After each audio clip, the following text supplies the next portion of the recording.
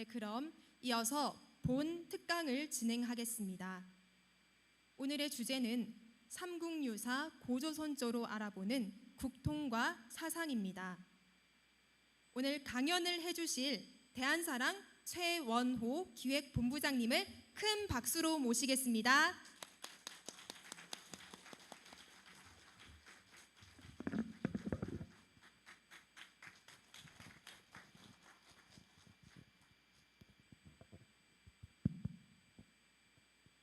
예, 반갑습니다. 방금 소개받은 대한사랑 기획본부장 최원호입니다.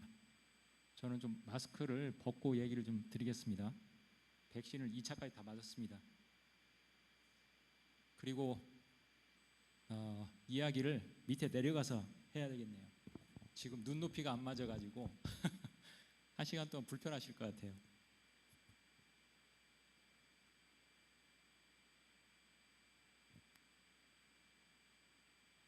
화면은 잘 보이시죠? 뒤에 계신 분들도. 사실 이곳 부산에서 제가 처음 이렇게 인사를 드리는데 개인적으로 참 감회가 새롭습니다. 사실은. 왜냐하면 제가 사실 고향이 부산이거든요. 근데 대부분 저를 아시는 분들도 잘 모르실 거예요.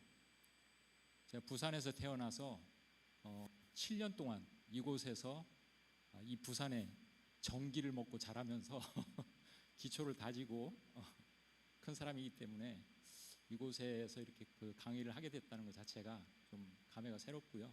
또 이곳 영광도서가 와서 딱 보니까 1968년부터 있었네요. 근데 저도 저거보다는 조금 더 연식이 됐지만 거의 비슷합니다. 그래서 이 부산이라는 곳 그리고 오늘 강의 장소인 이 영광도서 다 저하고 인연이 좀 있는 것 같아서 또 감사한 마음이 듭니다. 부산지부에서 이렇게 자리를 만들어 주셔가지고요. 지금 방금 시작하기 전에 개천축제에 대한 이런 그 얘기를 좀 들으셨는데 사실 제가 이제 5일 정도의 행사를 총 기획을 했던 사람이거든요. 그리고 2019년에 서울 올림픽공원의 올림픽홀에서 저희들이 이제 첫 개천축제를 기획을 했었는데 그때부터 이제 제가 기획을 해가지고 올해 3회째까지 이렇게 행사를 진행을 했습니다. 여러분들이 잘 아시다시피 2019년은 2년 전이죠. 3.1운동 그리고 대한민국 임시정부 수립 100주년의 그런 뜻깊은 해였기 때문에 저희들이 뭔가 역사 광복운동을 하는 단체로서 이런 뜻깊은 해 가만히 있을 수는 없겠다 해가지고 그 해 2019년 2월 달에 서울 백범 김구기념관에서 역사 광복 전진대회를 먼저 열었었습니다. 그때 저희들이 뜻하지 않게 정말로 많은 회원들이 호응을 해주셔가지고 한 300명 들어갈 수 있는 공간이었는데 그때 한 700명 정도가 모였던 것 같아요. 그래서 이제는 뭔가 이렇게 세상의 기운이 바뀌고 있다 이런 느낌을 저희들이 그때 받았거든요. 그래서 이제는 우리가 정말로 이제 시민들의 힘을 모아가지고 국민들의 힘을 모아서 그동안 하지 못했던 걸 이제는 그 방점을 좀 찍어야 되겠다 해가지고 그 해 2019년 10월 2일 날 개천절을 하루 앞두고 가을 태풍이 오는 그 과정에서도 올림픽공원 안에서 그런 행사를 치렀는데 그때도 가을 태풍이 오는 그런 당일날인데도 정말로 많은 분들이 오셔가지고 현장 안에 들어갈 수 있는 인원이 3,500명이 한도였거든요. 그런데 한 1,000명 이상이 왔어요. 더 오셔가지고 현장에 들어오시지 못하고 그냥 집으로 발길을 돌려야 했던 그런 기억도 있습니다. 그래서 그런 어떤 기운들을 몰아서 작년에는 이제 코로나 때문에 그 온택트 개념으로 행사를 했었고 그동안 하루짜리 행사에서 올해는 이왕 온택트 행사라면 좀 기간을 늘려가지고 단순히 우리 회원들이 그냥 뭐 의기만 투합하는 그런 거에서 떠나가지고 개천절의 진정한 의미를 좀 전달하는 그런 행사를 기획을 하자 해가지고 5일짜리 행사를 했었고요. 정말로 많은 분들이 현장에도 참여하시고 또 온라인으로 또 방송으로 시청을 하시면서 참여해 주셨는데 하여튼 이 자리를 빌어서 여기 계신 우리 대한사랑 회원님들, 역사 광복군 회원님들께 정말로 감사드리고 또 관심을 가져주신 분들한테 감사를 드리겠습니다. 오늘은 지금 제목이 삼국유사 고조선조로 알아보는 국통과 사상인데, 그동안 부산지부에서 꾸준히 이제 역사 특강을 해온 것으로 저도 전해 들었거든요.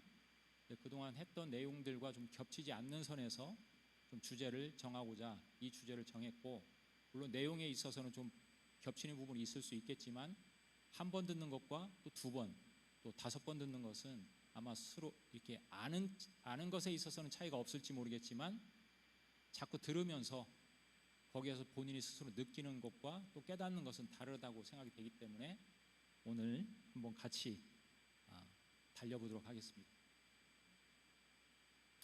우리나라의 대표적 사서라고 하면 기본적으로 삼국사기, 삼국유사 이런 얘기는 많이 합니다. 근데 삼국사기와 삼국유사의 차이점에 대해서 좀 알고 계신 분들은 얼마나 계실지는 모르겠어요.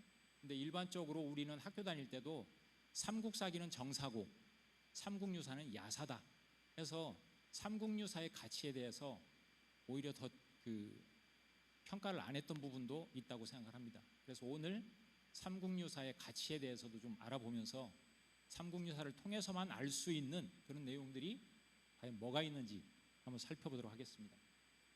일현 스님이 쓰셨다는 얘기는 다 아실 테고요. 1206년에서 1289년까지 사셨던 분인데 삼국유사의 편찬 시기에 대해서는 약간의 차이점이 있습니다. 1281년에 지어졌다는 분도 있고 1283년에 지어졌다는 분도 있는데, 우리가 현재 조선 중종 때 1512년에 경주에서 부윤을 역임했던 이계복이라는 분이 쓴 그 임신본이 지금 우리가 보고 있는 삼국유사의 가장 오래된 판본입니다. 바로 지금 오른쪽에 보이는 이게 그 원문 첫 페이지거든요.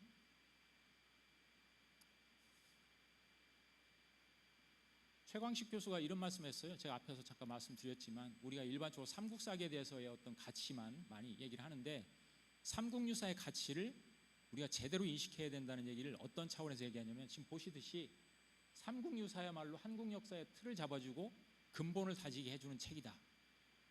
왜 그런지는 뒤에서 이제 하나씩 살펴보면서 알게 될 겁니다. 자, 삼국유사의 가치를 그래서 몇 가지 정리를 해봤는데, 바로 일반적으로 우리가 알고 있는, 우리가 학교에서 배웠던 우리의 역사의 시간과 공간의 범위를 넓혀주고 제대로 잡아주는 그런 어떤 가치를 가지고 있습니다. 그리고 삼국유사의 첫머리가 고조선조인데 우리는 이 고조선조 이름만 놓고 보면 단군조선에 대한 기록이 줄을 이룰 것 같지만, 사실은 내용을 자세히 들여다보면 삼국유사 고조선조의 내용이 단군조선의 건국 과정보다는 그 이전에 어떤 배경 속에서 단군조선이 나왔는지, 바로 환웅천왕의 신시건국 이야기가 훨씬 더 많은 비중을 차지하고 있습니다. 그리고 또 하나는 대륙뿐 아니라 해양의 역사까지도 아우르고 있다. 왜냐하면 삼국사기에는 없는 가야의 역사가 담겨 있는 게 바로 삼국유사예요. 그러니까 가야의 건국은 그 금관가야를 세운 김수로 왕이 그 허왕옥을 어떻게 맞아들이는지 그 과정들이 세세하게 나와 있거든요. 그러니까 바로 대륙 세력과 해양 세력이 연합해가지고 우리 역사의 한 부분을 장식하고 있다는 것을 바로 삼국유사에서는 얘기를 하고 있습니다. 또 하나는 삼국사기는 주로 열전이 소위 지금으로 얘기하면 좀 어느 정도 권력 있는 사람들 중심의 열전이지만, 삼국유사에는 일반 서민의 열전도 담겨 있습니다. 그런 차원에서 삼국사기와는 좀 다른 특징들을 가지고 있다. 이게 이제 삼국유사의 서문에 해당하는 글인데요. 이 글을 읽다 보면 1281년이니까 지금부터 한 1200년 전에 쓰여진 책이잖아요. 1200년 전에도 역시 지금과 같은 이런 역사 서술의 주체적 그 사고를 가지지 못한 부분에 대한 그런 안타까움을 얘기를 하고 있는 것 같아요. 한번 한글로 풀이한 거를 좀 볼게요. 스스로 서술하여 말하기를 대저 옛 성인은 예약으로 나라를 일으키고 인으로 가르침을 베푸는 데 있어서 괴력 난신에 대해서는 말하지 않았다. 근데 저 앞에 글을 보면 이련 스님은 분명히 스님이잖아요. 스님인데 저 앞에 부분의 글을 쭉 보면 저거는 사서삼경을 읽은 어떤 유학자의 글이라고 느껴질 수밖에 없어요. 그래서 이련 스님이 단순히 스님이 아니고 사서삼경에도 어느 정도 공부가 되신 분이다, 이렇게 해석을 할 수도 있고요. 또 제가 지금 개인적으로 지금 대학원에서 공부를 하고 있는데 거기에서 또 이렇게 얘기 토론되는 과정에서 보면 과연 이 삼국유사가 이련 스님이 썼겠나, 뭐 이런 얘기도 좀 있습니다. 하여튼 뭐 밝혀진 건 없기 때문에 우선은 이련 스님이 쓴 걸로 알아야 되겠죠. 그런데 하여튼 앞에 서문을 보면 이것이 단순히 한 사람이 뭐 처음부터 끝까지 썼다 이렇게 보기에는 좀 힘든 부분도 있다는 것을 좀 느끼는데, 자, 제왕이 장차 일어날 때 부명에 응하거나 도록을 받아서 반드시 일반 범인과 다름이 있은 연후에야 바로 변화를 타고 대기를 잡고 대업을 이룰 수 있다. 그래서 황하에서 도가 나왔고 낙수에서 서가 나와서 여기 영광도서인데 이 도서라는 말이 저기서 나온 거거든요. 황하에서 나온 도라는 것은 바로 5500년 전에 태오보키 씨가 받았다는 하도를 얘기를 하는 겁니다. 하도. 그리고 낙수에서 나온 서라는 것은 뭐 기록에 의하면 중국의 우임금이 받아내렸다고 하는 4200년 전에 낙서를 얘기하는 거거든요. 그래서 우리가 일반적으로 도서라는 표현, 도서관이라는 표현이 어디서 유래된 거냐면 하도의 도와 낙서의 서에서 그 도와 서를 빼가지고 만든 단어가 도서관입니다. 그래서 인류의 지혜의 보고, 그게 도서관이잖아요. 그 지혜가 어디서 나왔냐? 바로 하도와 낙서에서 나왔다는 얘기예요. 사실은 무지개가 신모를 휘어잡아서 복희를 낳았고, 용이 여등에게 감흥해서 염제를 낳았고, 또 소호를 낳았고, 설을 낳았고, 기를 낳았고, 요를 낳았고, 패공을 낳았다. 중국의 대표적인 창업자들에 대해서 쭉 얘기를 하고 있어요. 근데 그분들의 어떤 출생 설화를 보면 뭔가 일반적이지는 않죠. 그렇잖아요. 그렇지만 이 글을 쓰고 있는 그 당시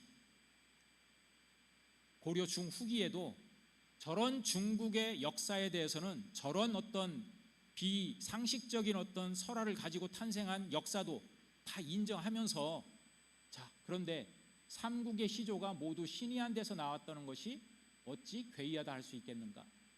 이 기이가 제편의 첫머리에 실린 것은 그 뜻이 바로 여기에 있는 것이다.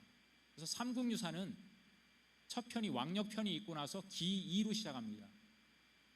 그러니까 삼국의 시조들이 우리도 그렇잖아요. 신라의 박혁거세나 고구려의 고주몽이나 뭐 이분들의 탄생 설화를 보면 다 알에서 나왔다, 뭐 괴짝에서 나왔다, 석탈의 같은 경우 다 이렇잖아요.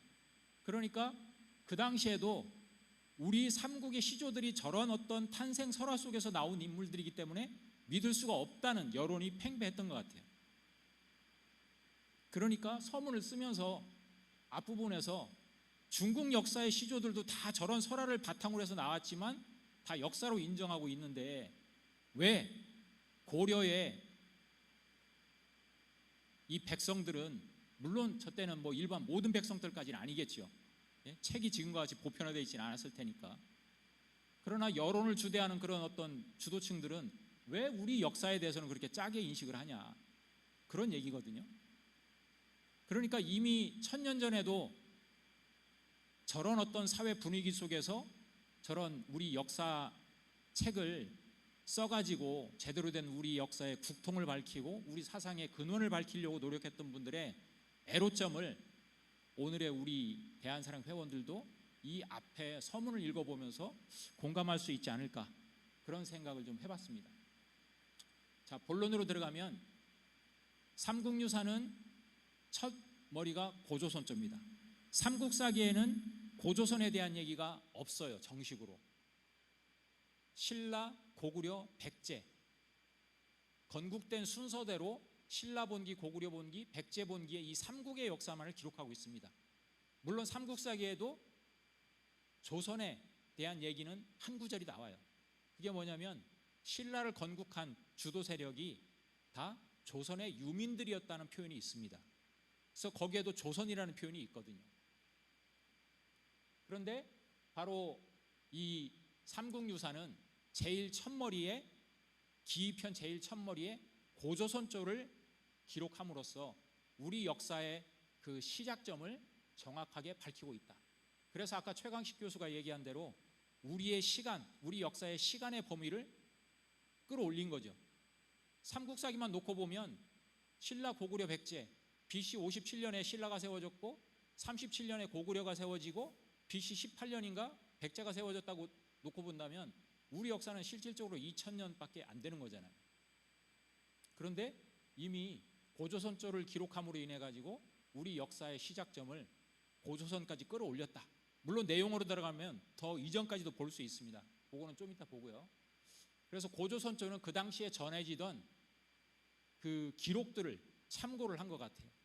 그래서 대표적으로 이 고조선조는 두 가지의 기록을 참고를 했는데 첫 번째가 바로 저 위서라는 책이고요. 두 번째 책이 곡이라는 책인데 먼저 위서를 보면 저 위서는 중국의 우리나라의 역사를 기록한 책이에요. 그런데 중국 역사에 보면 위라는 나라 이름을 가진 역사가 여러 번 등장합니다. 뭐 여러분들이 잘 아시는 유비 그리고 조조 그리고 손권의 삼국이 그 한나라 이후에 패권을 다투던 삼국의 역사를 기억할 텐데 삼국지 그 삼국지에 등장하는 것도 조조의 나라가 위나라잖아요. 그리고 손권이 오나라 그리고 유비는 총나라 이 삼국이 이렇게 등장하는데 그때도 위나라가 등장하지만 지금 저 위서라고 얘기되는 저 책은 지금 추정하기로는 주나라가 망하고 그 서주와 동주로 나뉘어 가지고 나중에 춘추 전국 시대로 이어지잖아요. 전국 시대에 보면 전국 칠웅이라고 해서 7개의 이제 그 강대국이 거기에 등장하는데 그 중에 하나가 위나라가 있는데 그때의 전국 시대의 위나라로 추정이 됩니다. 그럼 한번 내용을 볼게요. 왕침이 저술한 걸 보는데 안타깝게도 그게 지금 원본이 전해지고 있지 않아 가지고 확인할 수는 없지만 기록을 보면 저게 거짓이라고 볼 수는 없습니다. 자, 볼게요. 위서에 이르기를 내왕 이천제에 2000년 전에 유단군 왕검이 입도 아사달하시고 개국 호조선하시니 여고동신이라. 위서에 이렇게 말했다. 지난 2000년 전에 단군 왕검께서 도읍을 아사달에 정하시고 나라를 세워 이름을 조선이라 하시니 요임금과 같은 시대다. 자, 분명히 이 한 구절이 짧지만 우리 역사의 출발점을 정확하게 언제 어디서 누가 우리 역사의 시작점을 밝혀주고 있거든요. 분명히 단군왕검이 계셨다고 이렇게 얘기를 하고 있습니다. 그리고 그 중심지는 도읍을 아사달에 세웠고 나라 이름을 조선이라고 불렀고 그때는 언제냐? 여고동시다. 저 고라는 것은 고려의 임금 중에 요라는 임금 그 이름을 가진 왕이 있었어요. 그래서 예전에는 그 왕의 이름을 함부로 쓸 수가 없기 때문에 피휘라고 합니다. 그 이름을 피해서 쓰거든요. 그래서 고자를 붙인 건데 중국의 당나라의 요임금 그때와 동시대라는 얘기입니다. 그러니까 2000년 전이면 전국 시대가 BC 4세기에서 2세기 정도까지 200년간 지속됐던 그런 기간이니까 그때를 기준으로 해서 2000년 전이면 여러분들이 공식으로 외우잖아요. BC 2333년 지금으로부터 그 AD 0년을 기준으로 해서 2333년 전에 고조선이 세워졌다고 외우잖아요. 그래서 지금 단기를 어떻게 따집니까? 지금 서기 2021년에다가 2333년을 더하면 그게 단기가 되잖아요. 4354년 올해. 그러니까 저 기록이 우리가 무시할 수 없는 기록이다. 그래서 저 기록을 통해서 우리가 우리 역사의 시작점을 이해할 수 있다. 그런데 지금 우리나라의 해방 이후에 대표적으로 강단사학을 이끌어왔던, 그러니까 우리 역사는 이렇다 하는 것을 가르치는 학교에서 가르치는 모든 주요 교수님들의 논문을 쭉 분석한 걸 보면 우리나라 역사를 실제로 BC 2333년까지 보느냐, 고조선의 시기를 보면 2333을 얘기하는 분들도 좀 있지만 대부분이 BC 10세기를 전후해서 얘기를 하고 있어요. 그러니까 1000년 이상이 날라가 있어요. 말은 우리가 2333년을 얘기하지만 실질적으로 고조선이 세워진 거는 한 BC 1000년 정도 됐을 거야, 이렇게 얘기를 하고 있는 겁니다. 그거는 왜냐하면 청동기가 나오지 않으면 나라를 세울 수 없다고 생각을 해요. 그런데 이따가 제가 홍산문화 얘기를 좀 해드리겠지만 거기서 나온 유적 유물을 보면 절대 그렇지가 않습니다. 그리고 지금 여기서는 주로 우리 역사에서 청동기를 사용한 시기는 BC 10세기, 그러니까 기원전 1000년 정도로 보지만 제가 지금 인하대학교의 융합고고학과를 다니고 있는데 거기에서 공부한 여러 고고학 유물 자료들을 보면 우리 역사에서 청동기는 훨씬 그 이전부터 나옵니다. BC 2000년, 3000년까지도 올라가요. 그런데 시기적으로 이렇게 가르치고 있죠. 우리 역사학계의 태두라고 하는 이병도 서울대 교수로부터 오늘날의 이종욱, 송호정, 오광원 교수까지 쭉 보면 거의 비슷해요. 그리고 우리 고조선의 중심지는 지금 현재 북한의 평양으로 보고 있습니다. 지금 대부분의 학교에서 가르치는 중심 학설이. 그런데 이것은 대단히 잘못된 것이다. 그건 뒤에서 살펴볼게요. 자, 이거는 지금 보여드리는 거는 우리나라 지금 현재 중학교, 고등학교 교과서에 실린 고조선의 문화 분포 범위 지도라는 내용의 사진입니다. 지도인데 왼편 거는 중학교 거고요, 오른편 거는 고등학교 겁니다. 그런데 재밌는 것이 여러분들이 이 책을 보면서 느끼는지는 모르겠지만요, 고조선의 문화 분포 범위라고 하면서 지금 한반도 북부와 남주의 요하강을 중심으로 한 동쪽 지역, 그 부분만 고조선의 지역이었다고 얘기를 하고 있는 겁니다. 황토색을 칠한 이 부분. 그리고 한반도 같은 경우는 남쪽은 고조선과 연관이 없는 것으로 지도를 그리고 있어요. 그런데 이 문화 분포 범위 지도를 그린 것은 뭐에 근거를 한 거냐면 고조선의 대표적인 중국의 역사학계나 우리나라 역사학계에서 부정하지 못하는, 이거는 대표적인 고조선의 유물이다 얘기하는 바로 비파형 동검과 그리고 탁자시 고인돌의 출토 지역을 바탕으로 한 문화 분포 범위 지도인데, 여러분들 보시듯이 한반도 남부에도 비파형 동검이 이쪽 부산부터 시작해서 다 나오잖아요. 탁자시 고인돌도 다 나오잖아요. 저게 지금 지도에 그려진 것 같이 한두 개만 나오는 게 아니고 전 세계 고인돌의 거의 80% 이상이 다 여기 우리나라 한반도를 중심으로 있습니다. 그런데 왜 고조선의 유물들이 이렇게 나오는데도 이곳은 고조선하고 관계없는 것 같이 지도를 그려서 현재 아이들에게 가르칠까? 거기에는 저는 이유가 있다고 봅니다. 지금 우리가 광복 이후 76주년을 지나왔거든요. 지난 8월 15일 날 거의 2세대가 넘게 지났고 이제 3세대를 맞이하고 있는 이 시점인데,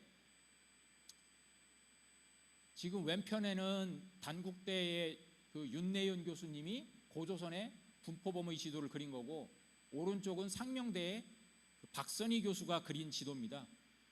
윤내윤 교수는 주로 이제 중국 사료를 바탕으로 해서 고조선을 연구하신 분인데, 고조선은 저 정도의 저 정도의 경계를 가지고 있었을 것이다. 지금 현재 왼편에 그 동그라미 친 난하, 저게 지금 하북성에 있는 난하거든요. 저 난하를 경계로 해서 이동지역, 이쪽이 다 고조선의 문화 분포 범위 지도로 들어간다, 이렇게 보고 있고요. 복식사를 통해서 연구를 해보니까, 우리나라의 복식 연구를 통해서 확인해 보니까 주로 지금 하북성까지도 다 고조선의 문화 분포 범위로 볼 수 있다는 게 바로 박선희 교수의 연구 결과입니다. 근데 이런 연구 결과들이 계속 그동안 꾸준히 발표되고 있지만 우리는 한 번도 여기에서 반영되지 못하는 이 지도를 아직도 아이들에게 가르치고 있어요. 그러면 이런 지도를 가지고 역사를 배운 우리 아이들이 과연 자신의 정체성에 대해서 어떻게 생각할 것인가? 뭐 역사가 대학 들어가는 수능에 크게 점수 비중이 높지 않아서 이런 생각을 하지 않고 공부를 할 수도 있겠지만 나중에 반드시 이 문제는 직면하는 문제가 될 것이다. 저는 그렇게 생각을 합니다. 그런 사례들도 많고요.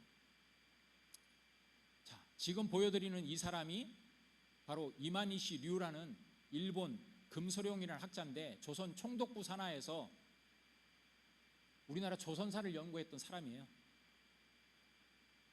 근데 앞에서 왜 우리가 반쪽짜리 고조선 지도를 아직도 배우고 있을까에 대한 의문을 갖고 자료 조사를 하다 보니까 바로 이 이마니시 류라는 사람이 박사학위를 받은 논문이 뭐냐면 1924년에 조선 고사의 연구라는 내용입니다.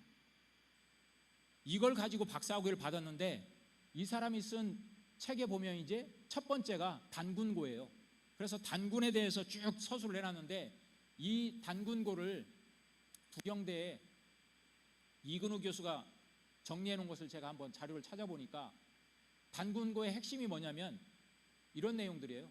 단군 신화는 한민족의 신화가 아니다.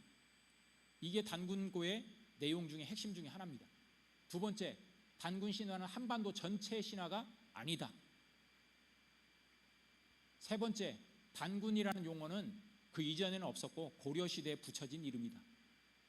네 번째, 삼국유사나 세종실록에 실리면서 개국시조로 자리 잡았다. 그 이전에는 단군을 개국시조로 받던 적이 없다는 거예요. 다섯 번째, 한민족 전체의 시조시는 존재하지 않는다. 그러니까 한마디로 일본 조선 총독부 산하에서 연구를 하던 이 금소룡의 연구 결과를 바탕으로 해서 이것이 그대로 해방 이후 지금까지 76년이 지난 지금까지도 저는 이 틀에서 벗어나지 못했다. 이렇게 생각을 합니다. 한반도 북부와 남부가 다르다는 거예요. 그러니까 이게 이 사람의 연구에서만 끝인 게 아니라 이걸 바탕으로 해서 조선 총독부 산하 그 일제 강점기 시절 우리 입장에서는 대일 항쟁기라고 표현해야 되겠죠. 주체적으로 그 시기에 이 조선의 어린 아이들에게 가르치던 국사의 내용을 보면 이런 지침을 가지고 가르쳤어요. 그때 당시에는 심상수와 국사인데 당연히 조선 역사를 가르치진 않았겠죠. 일본 역사를 가르치면서 조선 역사는 하나의 변방의 속국의 역사로 가르쳤겠죠. 그러니까 심상수와 국사를 보면 이런 내용이 있어요. 이 내용은 뭐냐면 교수 지침서예요. 그러니까 선생님들에게 이런 내용으로 가르쳐라 하고 하나의 지침을 내려준 건데 그게 뭐냐면 조선 반도의 연역은 북부와 남부가 크게 다르다.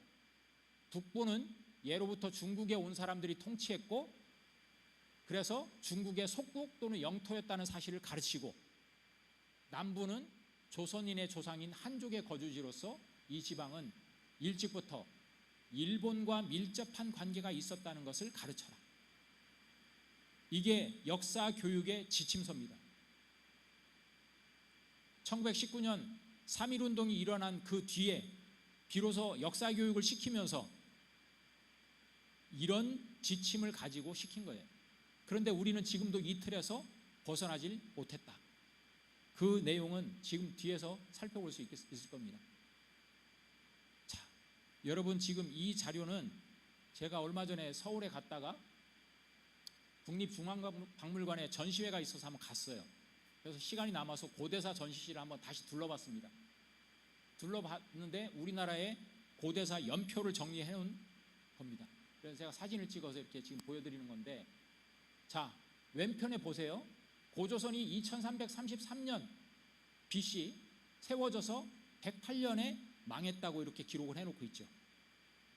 그리고 쭉 와가지고 BC 108년에 뭐가 연결되어 있냐면 위쪽에 보면 낙랑이라고 연결이 되어 있습니다. 그리고 313년에 낙랑이 망했다고 되어 있어요. 저건 삼국사기 고구려 본기에 보면 고구려의 그 미천왕이 낙랑과 대방을 공격해가지고 멸망시켰다는 기록이 있거든요. 그게 313년이에요. 그러니까 그걸 바탕으로 해서 313년까지 낙랑이 존재했다고 돼 있어요. 자, 그런데 여러분 저 연표를 통해서 보면 분명히 이거는 우리나라의 국립중앙박물관에 우리 고대사의 연표를 정리해 놓은 겁니다. 그러면 이 그림대로 보면 우리 역사의 시작은 고조선으로부터 시작하는데 쭉 내려와서 108년에 망했는데 그 108년에 이은 나라가 누구예요? 역사를 이은 게 낙랑입니다. 저 연표로 보면. 그럼 저 낙랑은 뭡니까? 우리 역사입니까? 우리가 주체적으로 세운? 그게 아니고 108년에 위만조선이 망하고 거기에 한나라 무제가 사군을 설치했는데 그 사군 중에 하나가 낙랑이에요. 한나라 무제가 설치했다는 낙랑이 고조선의 뒤를 이어가지고 역사의 맥을 잇고 있다는 식으로 그림을 그려놓은 겁니다. 그리고 고구려는 BC 37년, 백제는 18년, 신라는 57년에 세워졌는데 이 사마는 고조선과 크게 연결이 안 되는 것 같이 그림을 그려놓고 있어요. 그럼 과연 우리의 역사는 어떤 맥을 통해서 내려왔는지, 이 국통이라는 것을 제대로 이해할 수 없게끔 우리나라 국민들의 세금을 들여서 만든 이 국립중앙박물관, 우리나라의 최고의 박물관에서 이렇게 우리 역사의 뿌리에 대해서 가르치고 있다.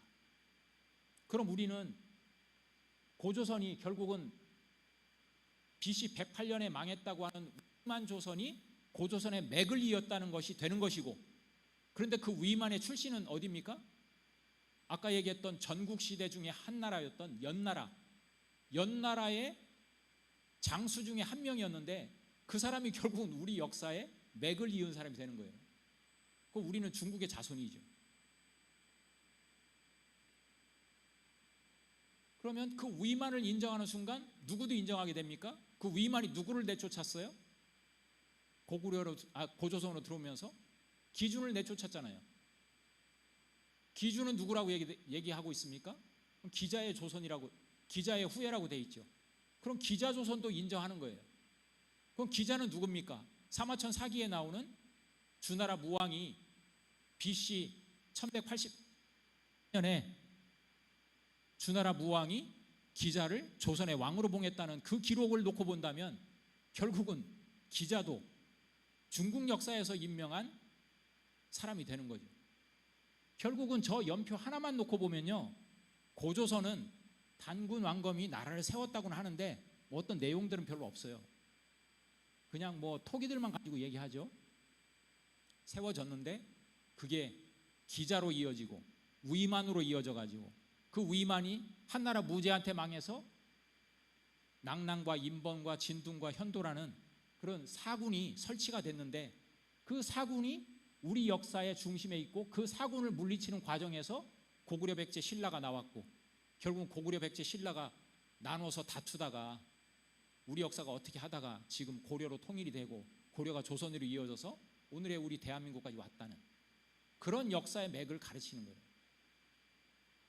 물론 저 혼자 더 깊이 들어가서 여러분들에게 헤쳐놓으니까 이런 생각을 할 수 있는 거지, 그냥 일반 우리 학생들이나 일반 시민들이 가가지고 저걸 봤을 때는 저런 생각까지 못합니다.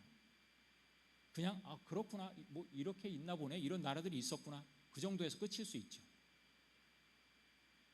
그런데 파고 들어가 보면 저 연표 저 줄 하나에 그런 많은 얘기들이 내포되어 있는 겁니다. 그러니까 아까 1920년 심상수학국사 교수 지침서에 북쪽은 중국의 식민지였고 속국이었고 남쪽은 일본과 밀접한 역사적 연관성이 있다. 그 얘기는 뭐겠습니까? 임나일본부를 통해서 조선 한반도 남부는 일본의 지배를 받았던 속국이었다는 얘기입니다. 사실. 그런데 아직도 우리는 우리 역사를 이렇게 가르치고 있다. 그러면 이게 사실이면 사실 이렇게 가르쳐야죠. 근데 이게 사실이 아니니까 문제라는 겁니다. 사실. 저런 걸 인정하게 되니까 뭐 여러분들이 잘 아시는 중국의 동북공정을 통해서 우리가 단순히 역사만 빼앗긴 게 아니라 영토까지도 빼앗기고 있는 거죠. 이 지도가 뭐냐면 중국의 25사의 역사가 쭉 전개되어 내려오는 가운데 쌓았던 장성들을 총망라한 지도입니다. 우리는 대표적으로 만리장성을 알고 있죠. 만리장성은 여러분들이 중국 현지에 가보시면 하북성 창녀현에 있는 갈석산, 저 익주라고 돼 있는 중간에 거기 부근이 만리장성의 시작 지점이라는 것은 중국의 사서에도 여러 번 기록이 등장합니다. 여기가 창녀현 갈석산에서 장성이 일어났다. 그런데 지금은 한반도 저 압록강 앞에 있는 단동이라는 그 지역에서 발견된 고구려 산성인 박작산성을 중국식 이름인 호산장성으로 이름을 바꿔놓고 거기에 가면 커다랗게 만리장성의 동단 기점이라고 써놓고 있어요. 그러니까 만리장성이 이미 압록강 앞까지 와 있습니다. 그런데 여러분, 이 지도상으로는 오히려 명나라 때 완전히 확정됐다고 하는 만리장성의 그 길이보다 훨씬 더 늘어난 한반도 평양까지, 아까 얘기했던 위만의 연나라, 그리고 그 이후에 진시황의 진나라, 장성이 한반도 평양까지 들어와 있다고 지도를 그리고 있는 겁니다. 그러니까 이 지도는 현재 진행형의 지도예요. 그리고 얼마 전에 5월 달에 이번 국감 때 지적을 당했죠. 지적을 당했는데 얼마 전에 중국의 유물전시회를 하는 국립중앙박물관에서 유물전시회를 했는데 거기에서 중국의 역사를 소개하는 영상 지도를 만들었는데 그것도 우리나라 세금 2억을 들여가지고 2억을 들여서 만들었는데 그 지도가 한반도 북부까지 한나라의 지도였다는 식으로 지도를 그려가지고 그거를 보여줬어요. 그게 중국에서 한 게 아니라 우리나라 국립중앙박물관에서 우리나라 세금 2억을 들여서 만든 지도였습니다. 그래서 그걸 지적받고 자신들이 실수했다고 사과를 했지만 그게 사과에서 끝일 문제가 아니죠. 그 전시회를 보고 간 사람이 20만 명에 가까웠으니까. 그러니까 그런 일들이 지금 현재 진행형으로서 지금 이 시대에서 벌어지고 있다. 이런 것들을 그냥 그대로 대변하는 거죠, 우리 스스로가. 자, 그래서 고조선의 건국에 대해서는 사실 삼국유사 고조선주의 첫 두 줄만 봐도 우리가 정확하게 알 수 있지만 그것을 우리 스스로가 제대로 인정하지 않고 연구도 제대로 하지 않는다. 자, 두 번째 내용으로 들어가면 바로 곡이라는 책을 인용해서 이제 그 뒤에 다시 좀 더 구체적인 내용을 기술하고 있는데, 자, 고기의 운, 석유 환국하니 서자 환웅이 사의 천하하야 탐구 인세원을 부지자의하시고 하시 사무이 태백하니 가히 홍익인간이다. 여기서도 할 얘기가 너무 많은데요. 우선 첫 번째, 석유 환국. 저 네 글자를 해석을 하면 어떻게 되냐면 옛석자예요. 옛날에 있었다는 거예요. 뭐가? 환국이. 그럼 저건 뭐냐면 분명히 저건 나라 국자거든요. 환이라는 나라가 있었다는 거예요. 그리고 서자부의 환웅이 사의천하, 저 삭자는 숫자로 얘기할 때는 수지만 부사로 얘기하면 자주삭자예요. 자주천하의 뜻을 가지고 인간 세상을 구하고자 하는 뜻을 가졌다. 탐구인세. 그래서 환국을 다스리는 아버지 환인께서 아들의 이런 뜻을 아시고 아래로 사무이 태백산을 내려다보시니까 그 땅이 가히 홍익인간이라, 널리 세상을 이롭게 할 만한 곳이다는 결정을 내린 거예요. 자, 그런데 저기에서 환국을 얘기를 하고 있는데, 자, 보세요. 아까 제가 말씀드렸지만 지금 현재 전하고 있는 삼국유사는 1512년에 만들어진 정덕본이 지금 현재 우리가 보고 있는 삼국유사예요. 그런데 저 정덕이라는 것은 명나라 그 왕의 칭호예요. 연호. 그러니까 사실은 정덕이라는 말을 쓰면 안 되죠. 지금은 1512년이 60갑자로 치면 임신년이에요. 원숭이의 해. 그래서 임신본이라고 얘기하면 되는데, 석유 환국, 옛적에 환국이 있었다. 저게 원본의 글자거든요. 그런데 저 글자가 1926년에 일제 강점기 대일 항쟁기 시절에 경도 제국대학에서 펴낸 삼국유사 판본을 보면 글자가 오묘하게 좀 바뀌어 있어요. 위에는 석유환까지는 거의 똑같은데 국자가 큰 입구자 안에 임구망자가 큰 대자로 바뀌어 있죠. 큰 대자로. 그러니까 뭔가 글자를 조작을 한 느낌이 나는 거예요. 그럼 저건 뭘 의미하냐면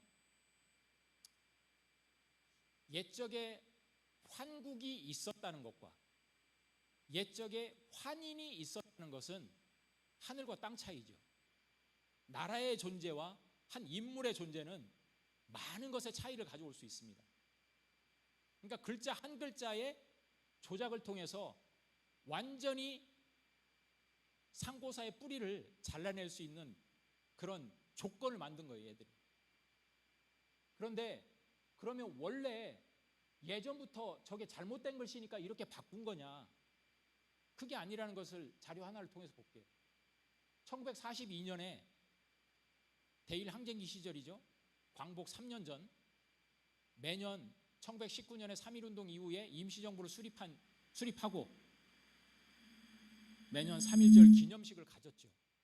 그런데 1942년 23주년 3.1절 선언문에서 이런 구절이 나옵니다. 환국 창립이라는 구절이 나와요. 이걸 원문을 한번 제가 정리를 해봤거든요. 유아민족, 오직 우리 민족은 조자 환국 창립이래. 쭉 나오죠. 저거를 한글로 풀어보세요. 우리 민족은 처음 환국이 창립된 이래 단군, 부여, 사만, 삼국, 고려, 조선 및 대한민국으로 쳐 5천년의 국가주권은 한민족에 의해서 계승되었다. 그러니까 우리 독립운동가들의 역사인식은 어디서부터 출발했습니까? 조자 환국 창립일에 거쳤다는 거죠. 단조, 부여, 사만, 삼국, 고려, 그래서 조선을 거쳐서 2급 대한민국까지의 역사 과정이 어떻게 나옵니까? 환국으로부터 출발했다는 기록이 나오잖아요.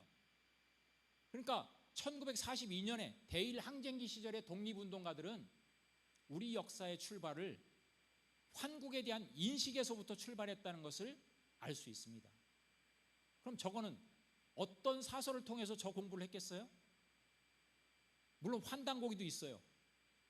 그렇지만 바로 삼국유사의 고조선조를 통해서 저런 역사인식을 분명히 할 수 있었다는 거죠.